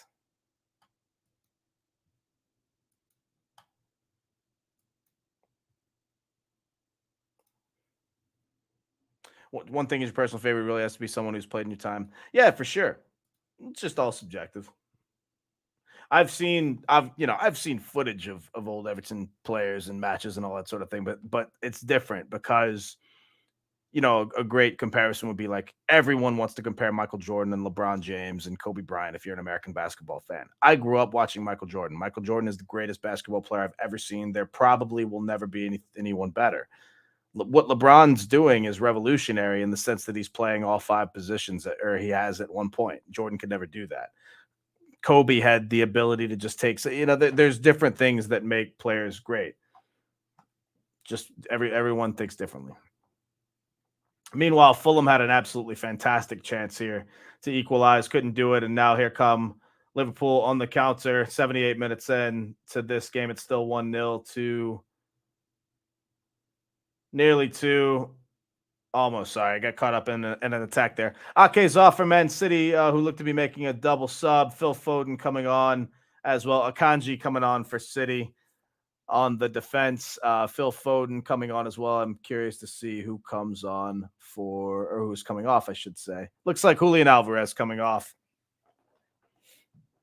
No points on the score sheet for Alvarez today, but he does get the start as Kevin De Bruyne misses a second straight game due to fitness.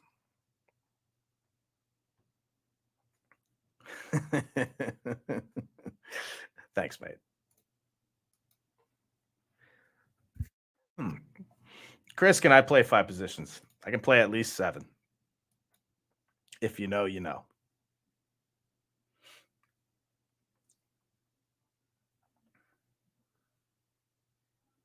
City just kind of toying with it now. It seems as though they're content with just running out the clock on this one.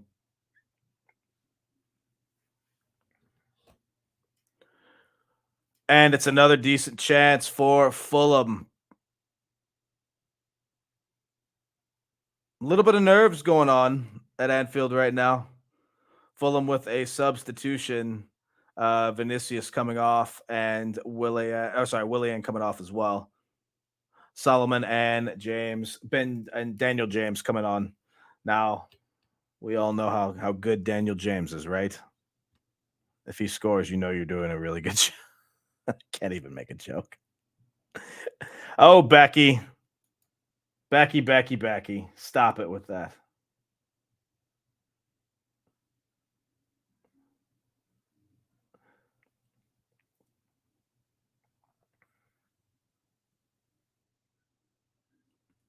Jack Grealish down the left side as City hunt for a third. It's in the middle to Foden. Almost expect Foden to get one today.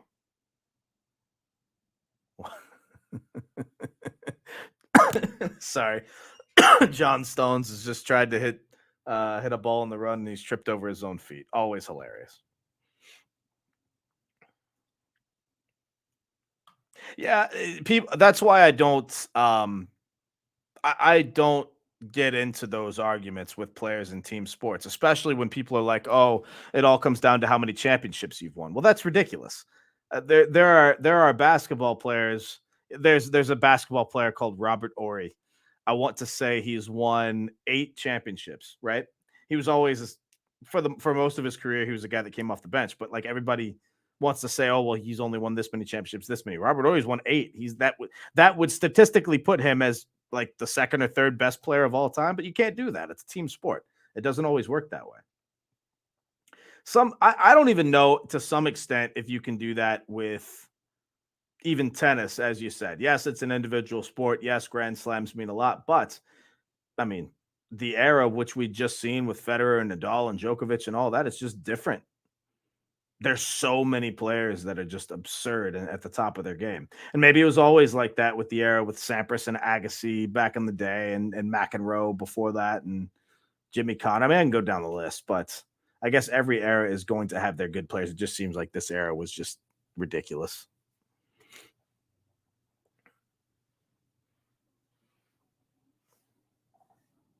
Becky's having herself a day.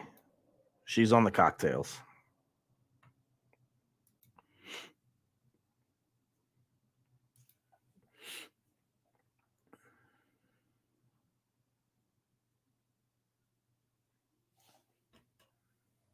So as soon as these games end, I will pull up the league table and inform everyone of the next round of fixtures. Of course, we do have tomorrow.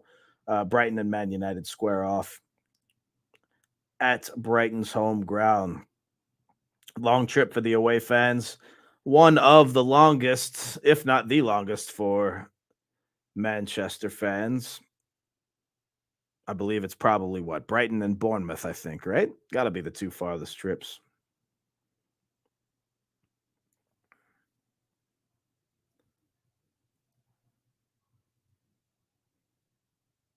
Fulham with a lot of possession. They've really controlled the last 5 minutes or so.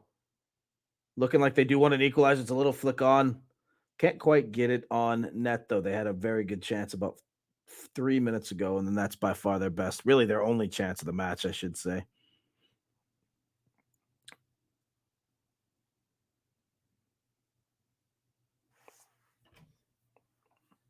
What's up, my friend? How are you?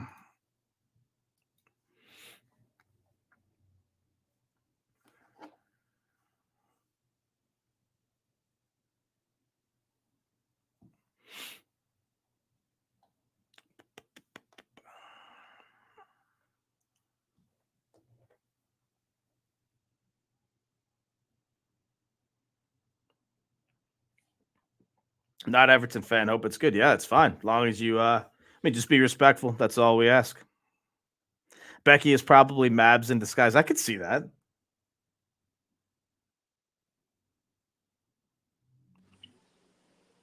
You're still the technical team. Someone gives you a compliment and you have to jump on. I see. Fair enough. That's definitely Mabsy, isn't it? Or someone. It's not. We said from the beginning, like her first appearance, she came on and made like some very suggestive comments, which were funny, but it was like this can't be a real person, and so I'm still under the impression that it's not a real person. I don't think we can say that though. It's not that we shouldn't really be saying that on air. If it's we're sorry, Becky. I've said it. No, I don't care. No, Becky knows we're. I've said it before, and she laughed at it.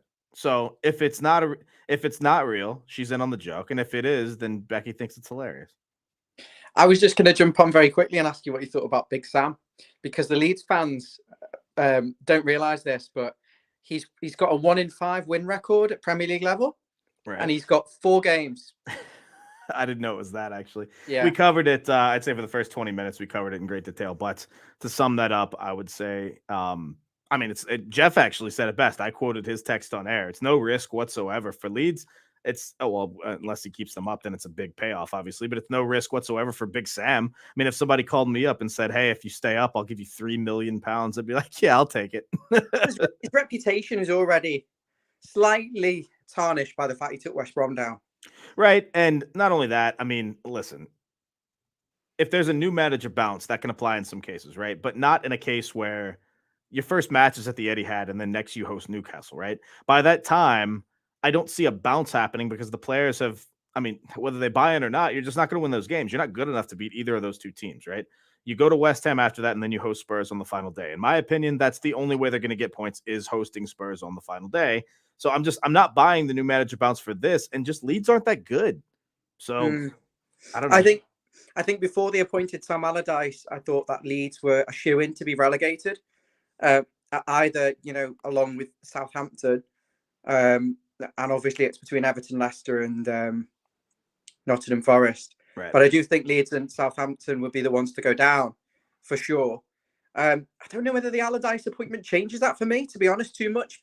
I think you've got to remember when he was Everton manager, he had everyone behind the ball. It was dig in for your lives. He had better players than he has at Leeds now. Right. He had Wayne Rooney, he had Sigurdsson, he had Theo Walcott, he had better players than I think he's got at Leicester. I don't think he can do at Leeds now a low block. I think the defenders aren't as good. I just recall actually had Jagielka, Idrissa Gana Gueye in his prime. So yes, he got 8th place with us, but the football was turgid. Oh, what a strike! It's 3-0. Wow. Who's hit that? It's Phil Foden. Wonder strike. Might have taken a deflection, but he's completely hit it on the volley from about 22 yards out. Keeper has no chance. I think it might have took a deflection, and nonetheless, it's a fantastic strike. 3-0 to City. West Ham are on 34 points, so I think that, and even if the goal difference takes a hit, I think they'll be safe. So here's what I was saying earlier. Let me just to finish the Leeds thought very quickly. I think that if they would have kept Javi Gracia, they were going down anyway. So it in that sense that it's no risk from that perspective because they were going down anyway. Back to West Ham. Okay, so West Ham still have Leeds and Leicester to play, and I say that because right now, yes, in an ideal world, we want West Ham to be both of those teams and keep them down. Let's just say they don't. Let's say Leeds or Leicester or both get wins there. Well, now all of a sudden, that means that West Ham by default are going to be dragged into this as well. all that means is we have to find a win. And given what I saw a couple of days ago, I don't see us going for a win, but that's another infuriating point entirely. Listen, the goal difference could still be massive. I think against a team like Nottingham Forest, I think Leeds will get relegated. I think regardless of the situation with Big Sam, I think he can't play a low block with these players. I don't think the defenders are that good, and I think it will hamper the attack. And I think that the opposition is strong. But I'll be intrigued. If he does it, then he's done very well. But Forest, I think, are vulnerable with the goal difference. Obviously, Southampton we expect to be relegated. So if we can keep goal difference, Forest hosts Southampton, though. I don't know if it's going to come down to goal difference for Forest. If I personally am holding on to the fact that I think it'll be us in 17th place, staying up on goal difference, but it will come down to that Man City game. If we don't get battered by Man City, I think we might stay up on goal difference against Nottingham Forest, but it'll all come down to the Southampton game versus Forest. You also know, though, now that Forest also go to Stamford Bridge, where everybody picks up points nowadays. So, well, yeah, it's a missed opportunity for us, but this is typical. We got it with the other manager, Potter. We got him sacked, as a matter of fact. The other thing I wanted to just touch on, I'm pleased Seamus Coleman has not broken his leg or done an ACL, because I think that would have been his career over. I think he'll come back regardless next season on reduced wages in the Championship or a bit part player. We do need another right back, let's be honest. I think he doesn't fancy Patterson, but let's see how he does in these last few games. Maybe his opinion will change. We absolutely need a left back regardless. I'm not going to watch Mikolenko in the Championship next season. I just think it is pointless. You've got to have an attacking fullback now. At whatever level, your fullback's got to be able to get up and down and provide another option. So we definitely need another left back. But I'm pleased that Seamus could be. I don't think he'll be back before the end of the season. But they said it was precaution, the stretcher. So it's proven it could just be a strain. I mean, maybe, but even that, again, and a strain of a knee, you're out for 4 weeks, especially if you're Seamus's age. I mean, there's no. I'd love to see Seamus, but not if he's not going to be fit, and not only that, he's going to be at risk of further injury. So I don't expect to see him at all. Now, having said that, do you think he will actually start Patterson? Yeah, he has to do that now. Ben Godfrey has done enough to never play for Everton again now. So is Michael Keane, and he's going to start and play 90 minutes on Monday. I think Michael Keane is a really good defender when you're playing with a low block. When you're playing with 10-year-olds? I'm going to let me finish. Okay. When you're playing a low block on the edge of the box with everyone facing the goal. I think the problem is he's an absolutely shocking defender the minute you have to ask him to defend 1v1, run back towards his own goal, or have to follow runners, basically. Right. So at Premier League level, Chris, and certainly with what we're doing with Dyche, you get exposed in 1v1 situations as a centre-half. You do get dragged into midfield, and you do have to run towards your own goal. And that's why he's not Premier League level. But he'd be a very good defender for a team that wants to sit on the edge of the box and everything's in front of you for the entire game, and you've just got to head it away. The minute you start asking him to do anything else, actually, he's probably not a very good defender at doing that, because the amount of times the ball goes into the box and he gets his body position wrong and he doesn't head it away. Actually, I'm going to retract my word. He's good at heading a ball. That's about it. That's about it. I feel sorry for the bloke because he's really nice. I met him, as I said, when I had the state box. I think character-wise, he is absolutely lovely. He means the best. I feel sorry for a lot of people, especially Tom Davis, because he's a great guy too, and he means well and loves Everton. But I don't ever want to see him on the pitch because he doesn't belong in the Premier League. And I mean that respectfully. Great guy. Salomon Rondon, great guy. Loved. Actually, I think Salomon Rondon, amongst the players last season, cared a lot. He still looked like he was running in quicksand. Keane just doesn't belong right now on the pitch. He's just in the worst form of any center half I've maybe ever seen on Everton. Top 5. I really dislike watching him. And I think it's unfair that he gets hung up to dry because he just can't defend 1v1. He's got no pace. He turns like a boat. You know, Jamie Vardy made him look like an idiot the other day. But, you know, he was exposed. You can't have midfielders, Premier League level, cutting in and giving it away like that when you haven't got the structure, when everyone's gone forward. So, but I don't think a lot of teams concede like that. They are structured better. They maybe the keeper's a little bit further up, ready to just out and whack it away. Or, to be fair, no, the keeper couldn't have done anything about that. But Keane has to be responsible for a lot of the goals. We're conceding a lot more goals with him in. But at the same time, Chris, let's not make illusion. Connor Cody wasn't that good. Connor Cody wasn't. Connor Cody made a couple of mistakes. Well, hang on. Connor Cody made a couple of mistakes and was immediately yanked by Sean Dyche because of allegedly these mistakes. I'm not saying Connor Cody was good. I'm saying Keane's made mistakes every game. Now, whether they've conceded goals, they have most of the time. But even with, I mean, he has made mistakes almost every game. Maybe not every game. Against Leeds, he didn't. But that's it. Michael Keane makes my blood boil. He gave away 2 penalties in this run of games. One against Spurs, one against Leicester. Right. Has been positioning all over the place for a lot of the goals. He gets dragged into midfield for some reason when he doesn't need to. He's a centre back. You've got 3. Sometimes you've got 2 or 3 defensive midfielders in front of him, you know, and wide players that run. So it annoys me when he gets dragged out. As soon as we get dragged out, you just know the team's going to concede. We're going to concede. But Connor Cody, I mean, I didn't think he was that good in the air. I didn't think he was that good on the ground. I thought he was a bit of a cheerleader type character with a good personality, but let's not. Oh, Fulham inches away from an equalizer. They've just missed it. That'll be the final kick of the game. Wow. Sorry, go on.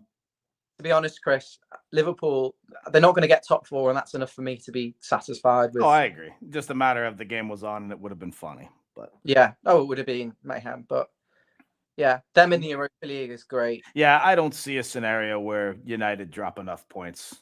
Anything's possible, but I don't see it. If anything, I mean, we'll know more tomorrow. I mean, United are at Brighton, so I actually think that game's going to end in a draw. But that's another story for another day. But United have 2 games in hand and a 4-point lead, so I don't see how that's even going to be possible. But yeah.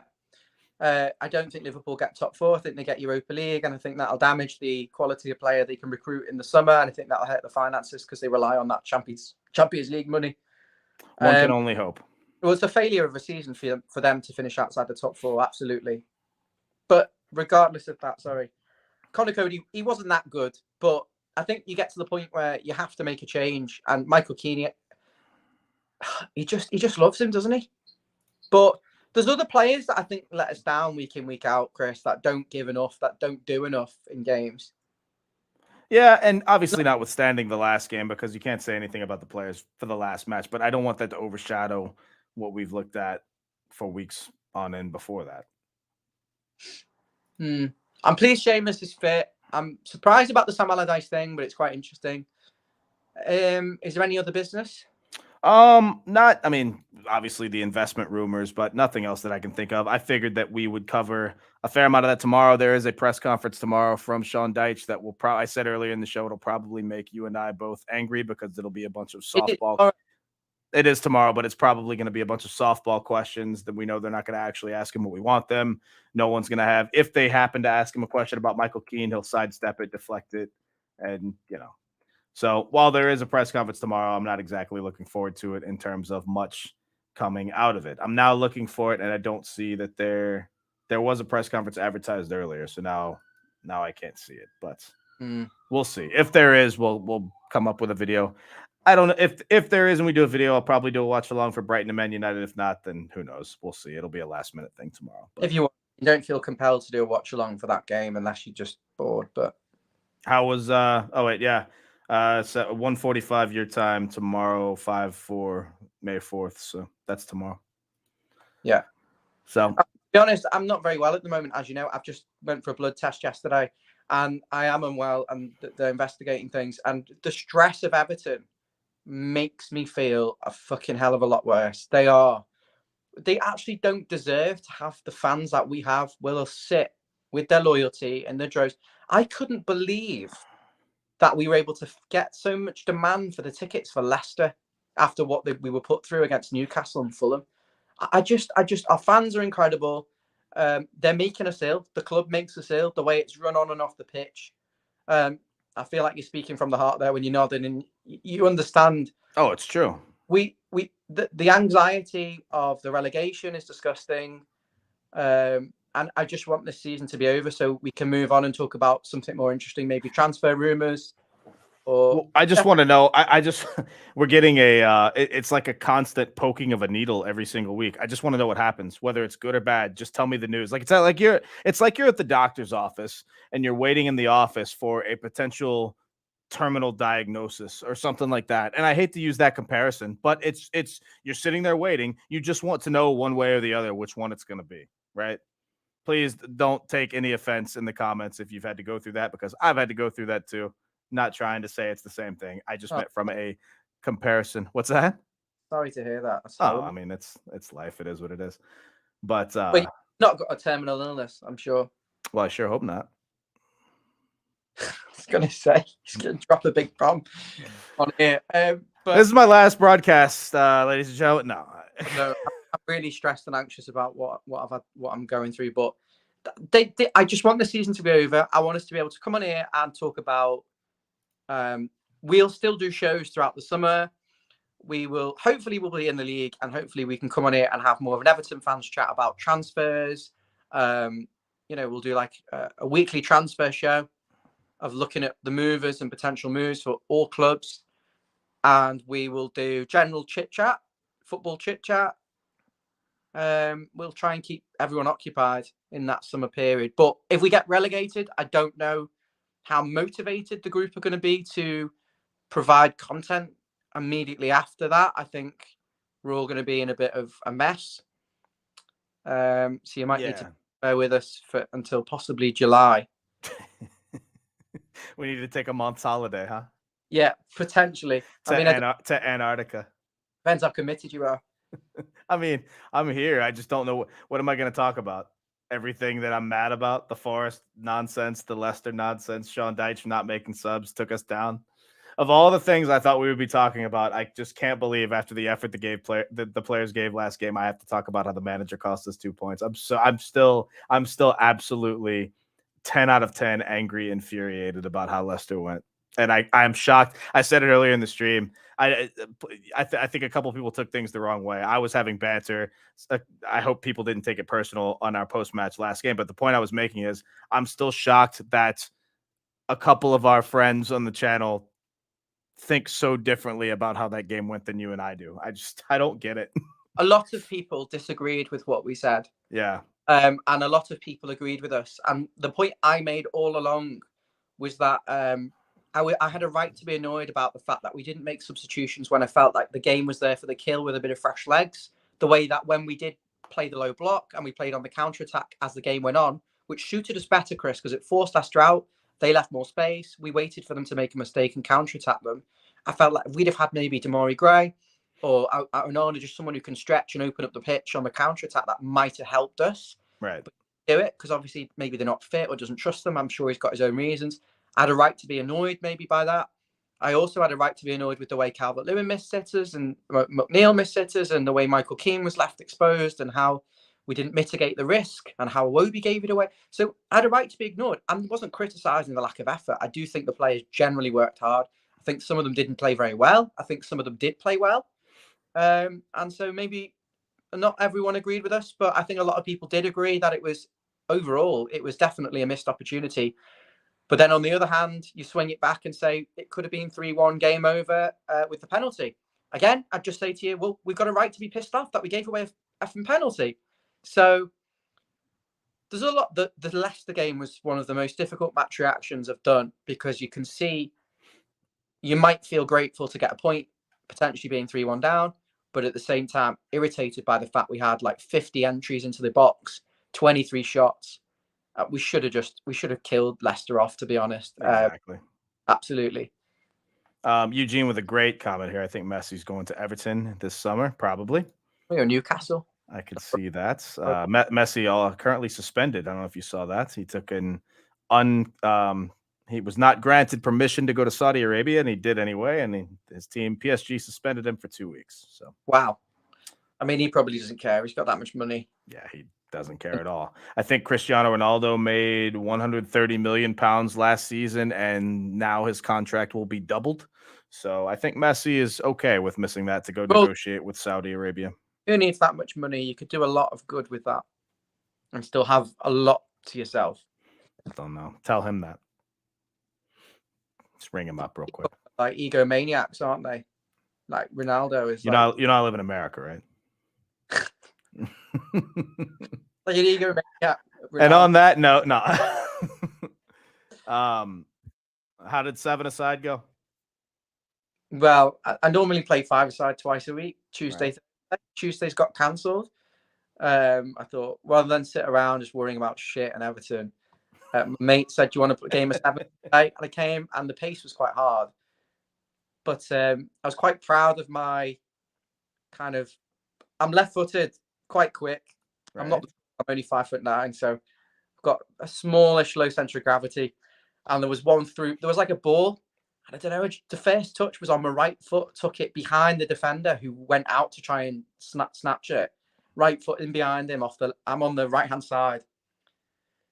He's obviously like the left back sort of player. He steps up to try and intercept it. I get the first touch with my right foot, running behind it, like maybe 2-3 yards, and then slot top right of the keeper's side with my left foot, and I got an applause. And I felt quite good because I was like, why can't Everton do that? And then the second goal was, they were fanning around with it in the back. And my mate picked it up, passed it to me, and I slotted left foot off the left side. Then I went in goal, put the gloves on. For some reason, people face 5 and 7-a-side. They don't put gloves on. How can you're going to break your hand? You're going to do, eventually something's going to happen. And I was in goal. One left foot saved it low. One parried it in, and there was some acrobatical. It was just a good. Jasmine's not happy, but massive legend. Follow Everton or follow Ryan? Great question. I love it. You know what? Playing football is a very, Chris, I don't know if you play, a very big endorphin boost.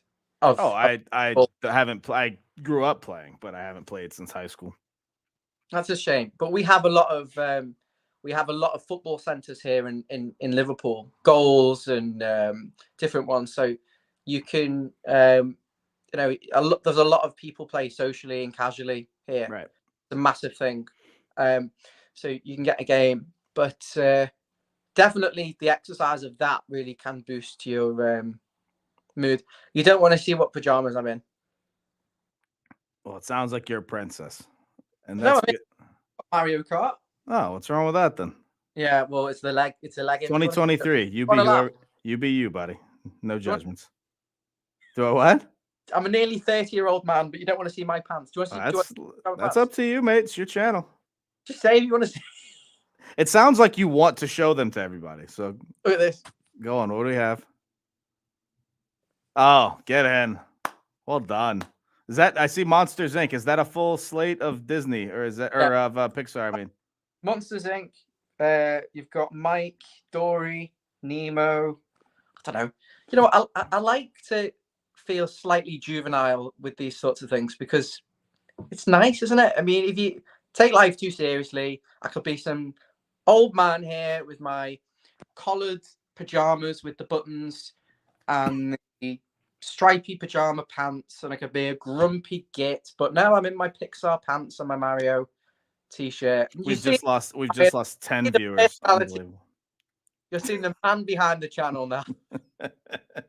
Hit that unsubscribe button, and we do need a show though, don't we? We need a show going in depth on everybody. They used to have a show over here called Cribs, which would take you into the house of all these famous like musicians and athletes and stuff. We need a Follow Everton Cribs, take you into Jan's house and Amy's place and see what Ryan's house looks like, and Steve, get JJ on camera. It'd be great.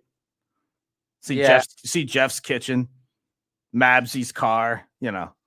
It would be good to do like a little series on the who we're watching type people, and I know a lot about everyone, to be fair, but I don't know whether everyone knows a lot about each other. But I know everything about everyone. But Jazz is on the drink, 100%. She doesn't drink, Jazz. She's on it tonight. Not anymore. Not after she was in the steak box vaping. What? I'm only joking. Oh, private joke. Fair enough. No, she got picked in the steak box, and Mabsy was very foul drunk. So she was drinking that. So she doesn't drink as of like a few weeks ago. It was a free bar, and Mabsy was very foul drunk, shouting at the ref. Yeah, I've heard. Jazz was very foul drunk, but And Amy was also extremely pissed.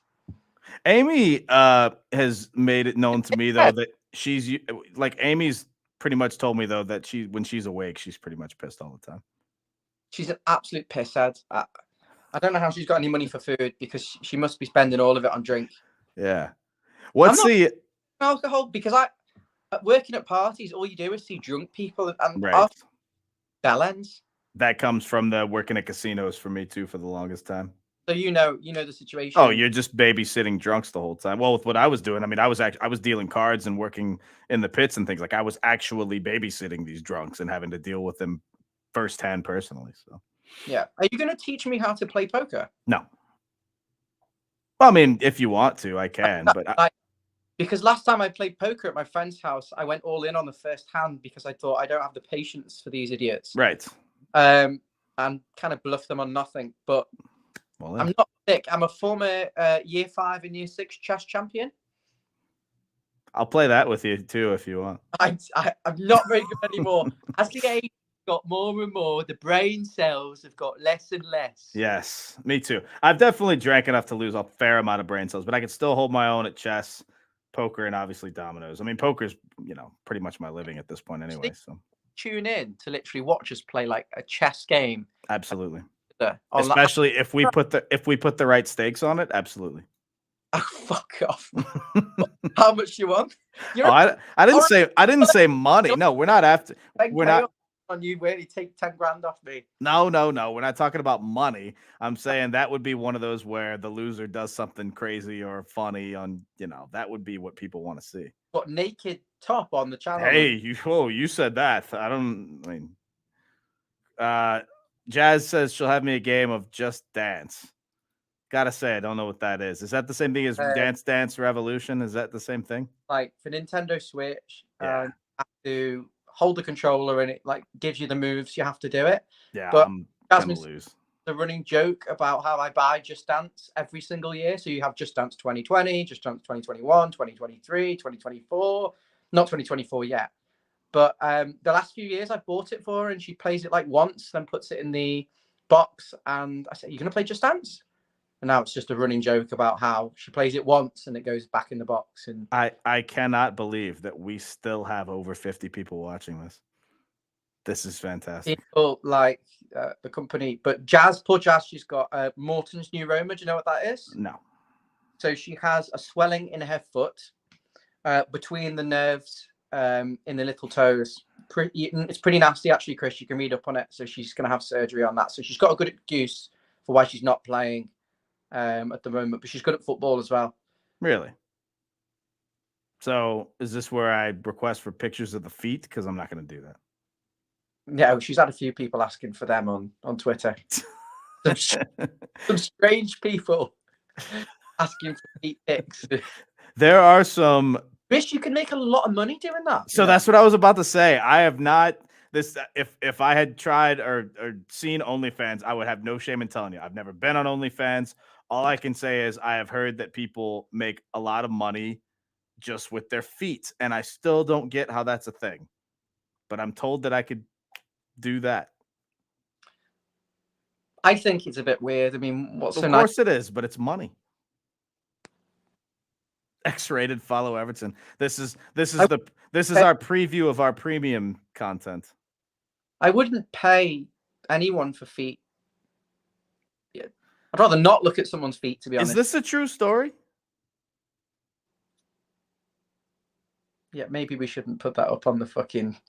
What? Oh, everything you've just said, and then you say that to her? Come on. You've just told everyone about her feet problems. Someone sent her £100 to say hello. It was a bit bizarre. That's great. I would take that in a heartbeat. You could make some serious money on it, but don't need that. All right, I'm gonna take.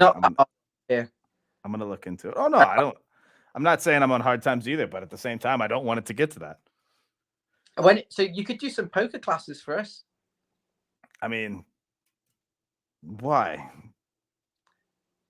Well, all about like what you do when it's good to bluff and strategies. Like for you personally, or on the channel. If I could get good at it. I mean, I'm sat around. I work weekends, but a lot of the time I'm kind of. Yeah, what do you do during the day anyway? win some money. I always find things to do. I've always got things to do. Okay. But like, I'm not one of those guys who like sits on the PlayStation all day or watches films. You can actually ask Jazz; she'll verify that. I'm not a sit on the couch all day with a box set. The only series that I watched recently was Vikings. Is that starring Jan? Yes, he did a brief stint as an extra. That was the only series I watched, and I binge watched like 9 series over the course of a few months. But I'm not really. I like Coronation Street, actually. Believe it or not. Of course you do. You probably made of Bill Kenwright. I actually don't know. I'm assuming Jan's seen this because in the video. Story about Bill Kenwright. Oh, hang on. Let me tell this one first. So there were a bunch of people filming this, so I'm sure Jan has seen this. But if not, Ryan's gone. Keep speaking. Jan's poem before Palace last year. There's somebody that filmed it, and I found it. I just found some Everton blog or vlog today, and he was featured on that. So I don't know if he's seen that before, but I assume he has because there was like 25 people filming it. But if he's not, I'll show it to him. I feel slightly unprofessional that I'm in a bed and Chris is in a studio, but I think it's nicer when you've got 2 people anyway. Yeah, for sure. We'll probably wrap up here in a bit anyway. Well, there's a story about when I met Bill Kenwright's brother. All right. So I first started singing professionally. Well, I'd probably say it was semi-professionally at the time. I'd say it was about 2013. And there was a restaurant on Allerton Road in Liverpool. I don't know do you know South Liverpool at all? No, I'm more on the northern side with where I've stayed. That's a shame. Okay, so in the south, it's a little bit more. I'm looking it up now and seeing how far away it is. It's a little bit more leafy, and the postcode I'm in is one of the most desirable in Liverpool. And it's actually where L18 is where I'm from, and that's the same postcode as Bill Kenwright. And actually, the school he went to was called Booker Avenue, which is literally. I live on Green Hill Road, and just off this road here is Booker Avenue. My parents live on Booker Avenue, and the school Bill Kenwright went to was Booker Avenue Primary School. So he went there, and actually my grandma was friends with his mum at one point. Right. The actual Bill Kenwright. So, and Paul McCartney lived, Paul McCartney's house, Hurstland Road, is literally probably, if you were to look outside my window and like have a straight line, it would be parallel with here. Probably, it's like you could, if there wasn't a block of flats behind my house, behind that is where Paul McCartney's house was, childhood home. It's literally round the corner. So that's a couple of interesting facts. And John Lennon's childhood home on Menlove Avenue is literally round the corner as well. So it's all in this sort of area. Stu, are you saying you're 100 yards from me, or? Yeah, I was. The girl I dated was from the Waterloo area, so we were quite a ways away from that. North Liverpool, yeah. North Liverpool. So Allerton Road is like lots of shops, lots of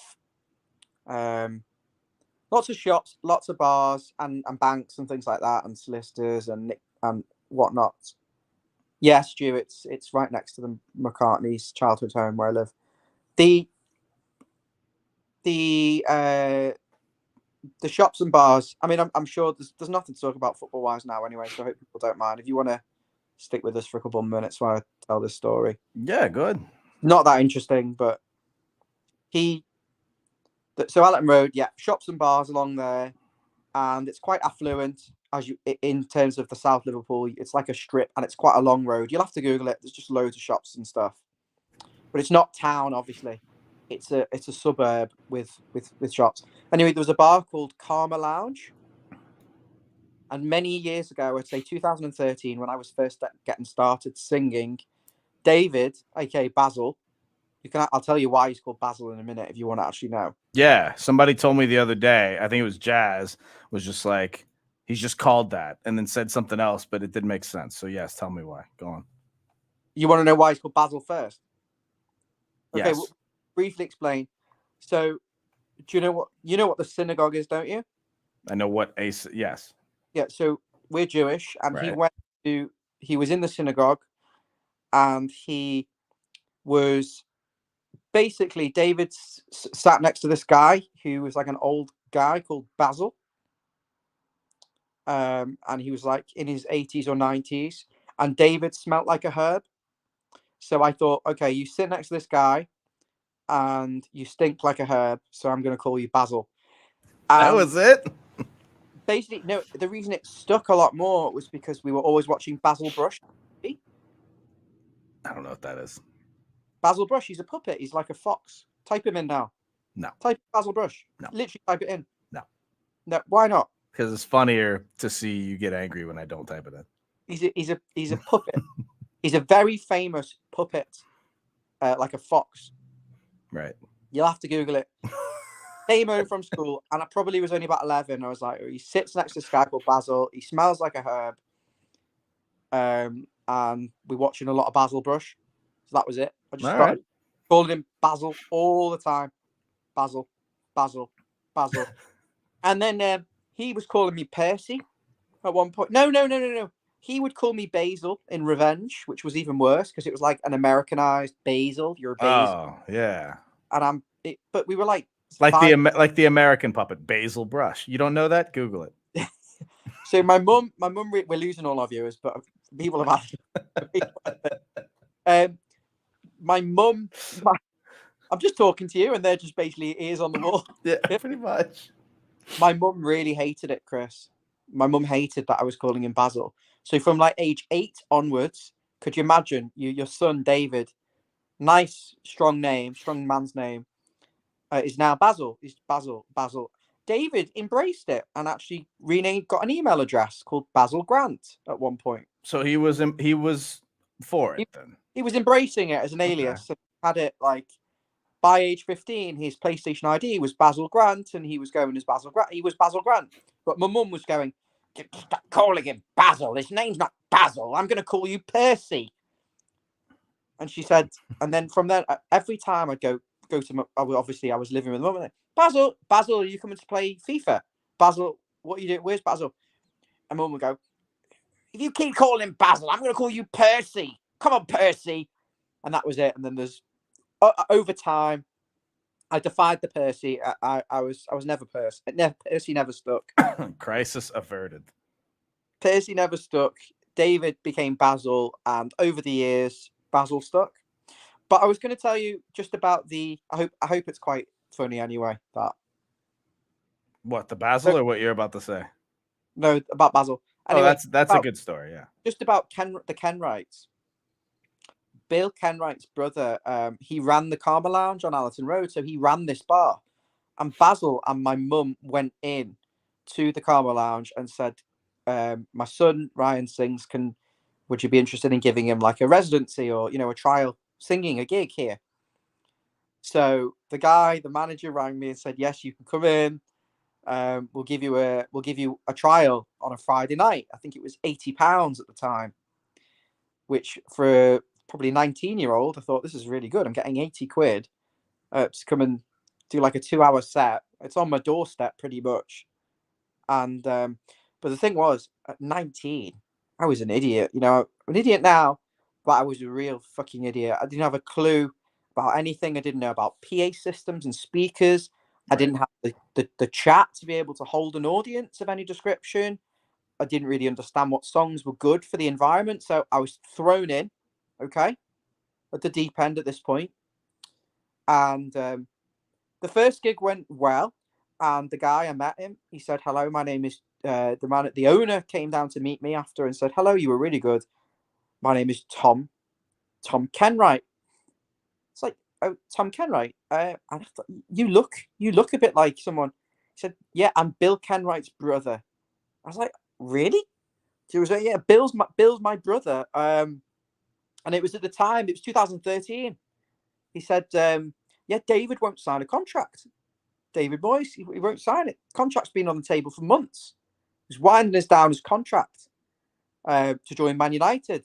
Right. But obviously, Bill, Bill Kenwright and Tom Kenwright knew he was going to go. He was winding his contract out. He declined the contract. He was going to go to Man U.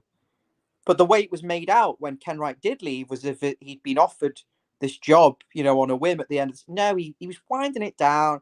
He'd had a private conversation with Sir Alex Ferguson. I'm retiring at the end of the season. Right. I've got you in mind. So Tom told me in confidence, he's dead now, Tom Kenwright, anyway.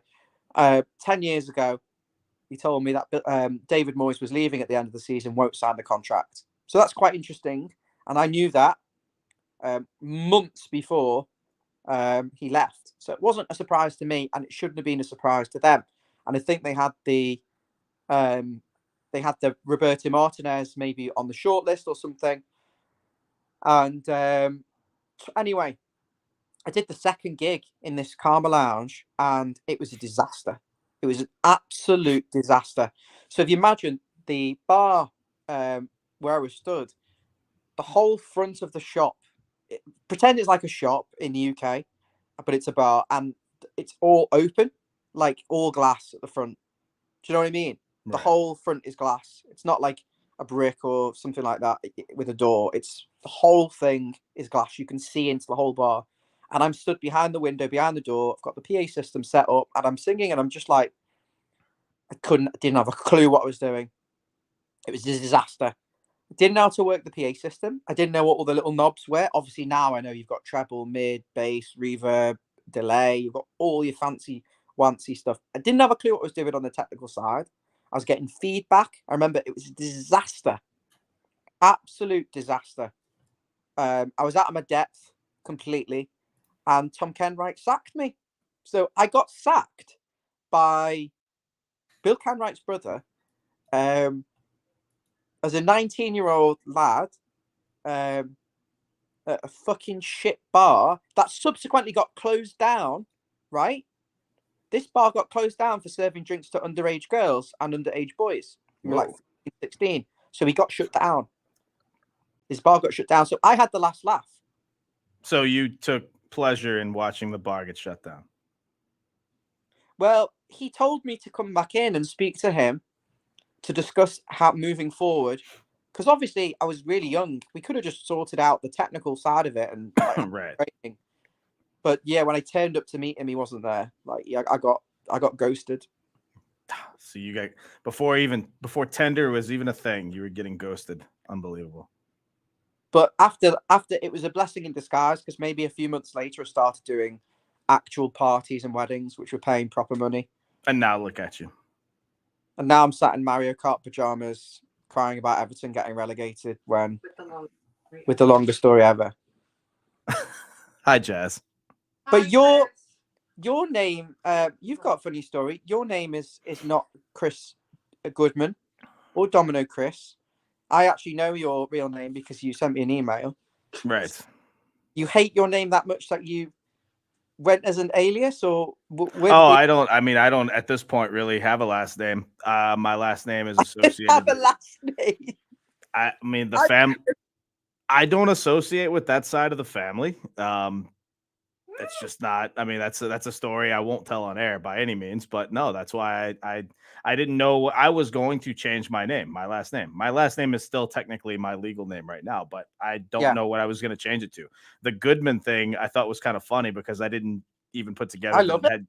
Well, yeah, of course, I didn't put it together that it had Jewish connotations by any means. That was just in its simplest form. Goodman, I'm Chris Goodman. Hello. In its simplest form, the name Goodman. Honestly, I just picked for a couple of reasons. One, the actor John Goodman I admire, and two, in the very simplest form, it means good man, and so that's really all I just wanted to be.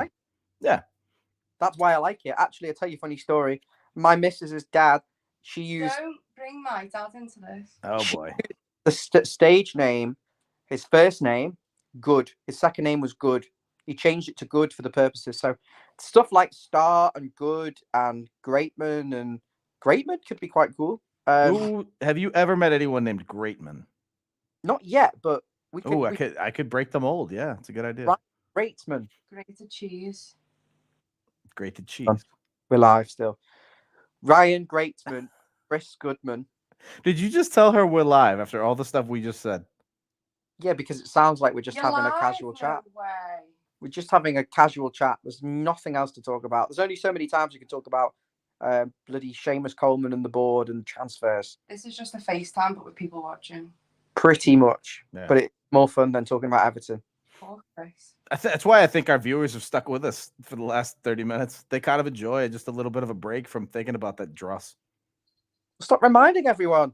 You brought it up, stupid. There's loads of people here actually probably don't even support Everton who just come on here because they want someone to watch the games. We get asked a lot to do the watch along for the actual Everton matches. That Leicester game, if we'd have done a watch along for that, there would have been TV smashed and stuff. And yeah, but the viewership would have been through the roof. It would have been crazy to watch us.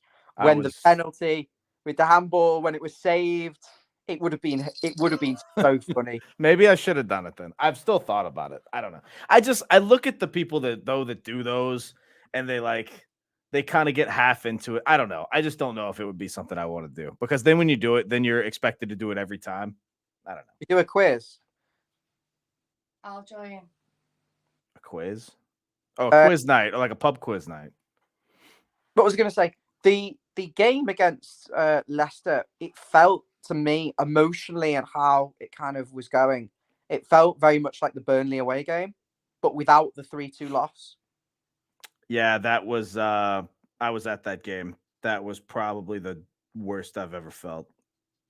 That was the only time I ever accepted we were down. Was after Burnley. But I mean, that's the thing. I wonder if Deitch was kind of thinking that, like, if I do happen to do some crazy sub or whatever, then one stupid mistake and it's in the back of your net. Are you feeling now in your heart that Sean Dyche, if we do go down, would you keep him or would you just start afresh? I think that if we stay up, we keep him. I think that if we go down, it's left up to him. I don't think we can afford to sack a manager right now. We're already paying 3 managers. We can't afford to pay more. We don't have any money. We don't. The era of the dinosaur. This may be proved completely wrong of Dean Smith, Sean Dyche. All of the bottom teams now. So Leicester, Everton, Leeds, and there's one more. Nottingham. They've all got dinosaurs as managers. They've all got your classic sort of coach, sort of. You know what I'm trying to say, don't you? They're like sort of footy coach. I don't think we're at that. I don't think that style of coach is like the way forward anymore. Would you rather have Big Sam or Sean Dyche making no subs for the rest of the season? I probably would, in hindsight, have given Sam Allardyce a go when at the time when we did appoint Sean Dyche, because I think that he would have absolutely made these defenders. You've got 4 England centre-backs there. You've got 5 of them actually, I think, have been capped for England. You've got the Republic of Ireland right back. You've got Ukraine's left back. You've got Scotland's right back. Goalkeeper.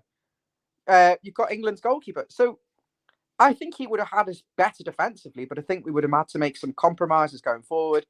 And I don't know whether he would have had pace to counter-attack teams. But then again, he didn't have a lot of pace when he was manager the first time, and he still managed to get us up to 8th. I think the league has changed. I don't think the dinosaur approach works anymore. I think you have to get a footballing. I personally think if we go down, I want to see a footballing type manager come in. We're going to have to go back to the youth. We're going to have to go back to actually playing a bit of football and building a team that can play possession football. Yet we don't want to fanny around the back all the time. We don't want to launch it forward. We want a bit of a balance. We want aggressive, high tempo, high press, aggressive, in your face football. But I think it's not that impressed with Sean Dyche at the moment. No, he's cost us points. I don't care what anybody says. It's driven If me we nuts. go into the Championship, I want to see us play some actual footy. I'm not watching us play this crap next season. Might have to. I think we'll get left with the worst. We'll get left with the worst of the worst players because they won't get contracts elsewhere. Who's giving Michael Keane 80k a week? There is no chance. Everton signed Sean Dyche to a 2.5, 3.5 year deal. They're not going to sack him if he does the job that they hired him to do. He's going to get a 3 million bonus. Yeah, that too. Exactly. So it's just not. Whether you want him or not, if we stay up, he's not going anywhere. Let me see if this works. Oh, it's part of the green screen. I set up a camera to get my dog in the background. Hang on, let me see. Oh, Let me get this. Hang on, real quick. Let me see if this works. Beautiful. The multi-camera scene. He just sits. got camera setup now. Yeah, I just have to switch back and forth. Usually, I keep one on either computer screen, but That's very good. yeah, he just sticks by. He just stays right because it's just right behind me. So I put usually the camera's over here, but I just put it on this table. Huh? It's a shame you don't really have anything worth switching to at the moment. But what do you mean? That's completely worth it. The dog's lovely, but in terms of Everton, in terms of actually doing it for a stream, like a professional type stream. Oh, we're getting there. What would you actually switch to? I don't know. I haven't gotten that far yet. We'll come up with something. Give it time. Yeah, we'll come up with something. Collins is asking me. Yes, I have been there. It's very nice. The beaches is very nice, and I hope to go back. But it's not it's not the most comfortable environment to go to. Yeah, I'd honestly be a little bit spooked at this point. But we're not going to go into that on here if that's okay. But you're more than welcome to message me, Peter, privately on Twitter, and I'll talk to you. China Blue. China Blue, he or she is saying that Dai should be sacked. He should be lynched. Well, I disagree. But the second part, whether he should be sacked or not, again, who are we at this point with 4 games left? Who are we going to get? If he commits to not making subs for the rest of the season, though, yeah, I think he's a liability. I want to see us go to Brighton and absolutely just low block them and get everyone behind the ball and just make it hell. I just don't. We did it to Man City and we got a point, Chris. Right. I understand that. If we go and actually try and press them and leave gaps through midfield, the players that Brighton have got can take it on the half turn and run at us. And we're not... the only way you can defend against that is if you can force them to play with their backs to goal throughout the entire pitch and you're on them on their first touch and don't allow them to turn and everyone backs each other up. But I just don't know whether we're capable of doing that. I don't know whether we can. I mean, they battered us 4-1, 3-1 at home. So I probably... My mate's watching this. He's just texting me, telling me to have a night off. I've been talking about general stuff for the past 15 minutes, mate. If you've been watching, I've been talking about my old job. I've been talking about why David is called Basil. I asked him what time it was. He told me how to build a watch. It's crazy. What was I going to say? We have to go and make hell for Brighton. And Goodison, are we under the lights against Man City or is it? No, Sunday at maybe actually. No, it's a Sunday afternoon at 2 p.m. I was debating selling my ticket. The only time you want to play Man City at home is under the lights on a Monday night or a Thursday night. Or last time we beat them was during the day. Really? That 4-0 game. Well, we have to hope that they just turn up apathetic and have an off day. Brighton could have an off day. They can't do it all the time, and they play on Thursday. Yes, and then exactly. Well, that's the thing. If we have anything going for us, it's that they might try to manage minutes. But I was also saying they just tried to manage minutes, left 3 starters on the bench for the last game and won 6-0. So, don't know. Give us hope that we can beat Wolves. I think we need to go into the last 2 games of the season. If we are, I'll let you go because I can tell you're tired. If we can go into the last 2 games of the season within 1 point of survival, we'll stay up. We'll stay up. Do you think we will? Hang on. Let's pull it up. Since we're talking about it, let's pull up everyone's fixtures and we'll do more of this tomorrow. But just because we're doing this, I don't think we go into it 1 point from it because here's the thing. There's too many winnable games, with the exception of maybe Leeds. Let's leave Leeds out of it for now. Leicester, the team that we could have not buried, but we could have put extra pressure on. Leicester's remaining fixtures. Go to Fulham, who are just playing for nothing whatsoever right now. Now, Leicester is still crap, but that's another story. Host Liverpool. Liverpool have been on poor away form. Go to Newcastle, no shot there. Then they host West Ham. Now, who knows how that's going to be, where West Ham will be in the table. Fine. I think, sorry, is that West Ham or Leicester? That was Leicester's fixtures. Okay. Conservatively, I'll say they'll get What I think they'll get would be 2 points. Okay. I And think where they'll do you get you don't think they can beat Fulham? I think they can beat Fulham, but I think they'll Mitrovic still out, and Andreas Pereira has just been lost for the season. either get 4 points or 2 points. Yeah. So go with the 4 then. Okay, so that puts them on 34. So again, we're still on 29. We need 2 wins from the last 4. Okay, let's do the next. Sorry, I skipped Leeds. Give me 1 second. So Leeds, we've already discussed their fixtures, but just so you see it, they go to Man City, host Newcastle, go to West Ham, and host Spurs. I think they'll get 1 point. Really? All right. Let's be optimistic then. Well, I think they'll get 1 or 2 points.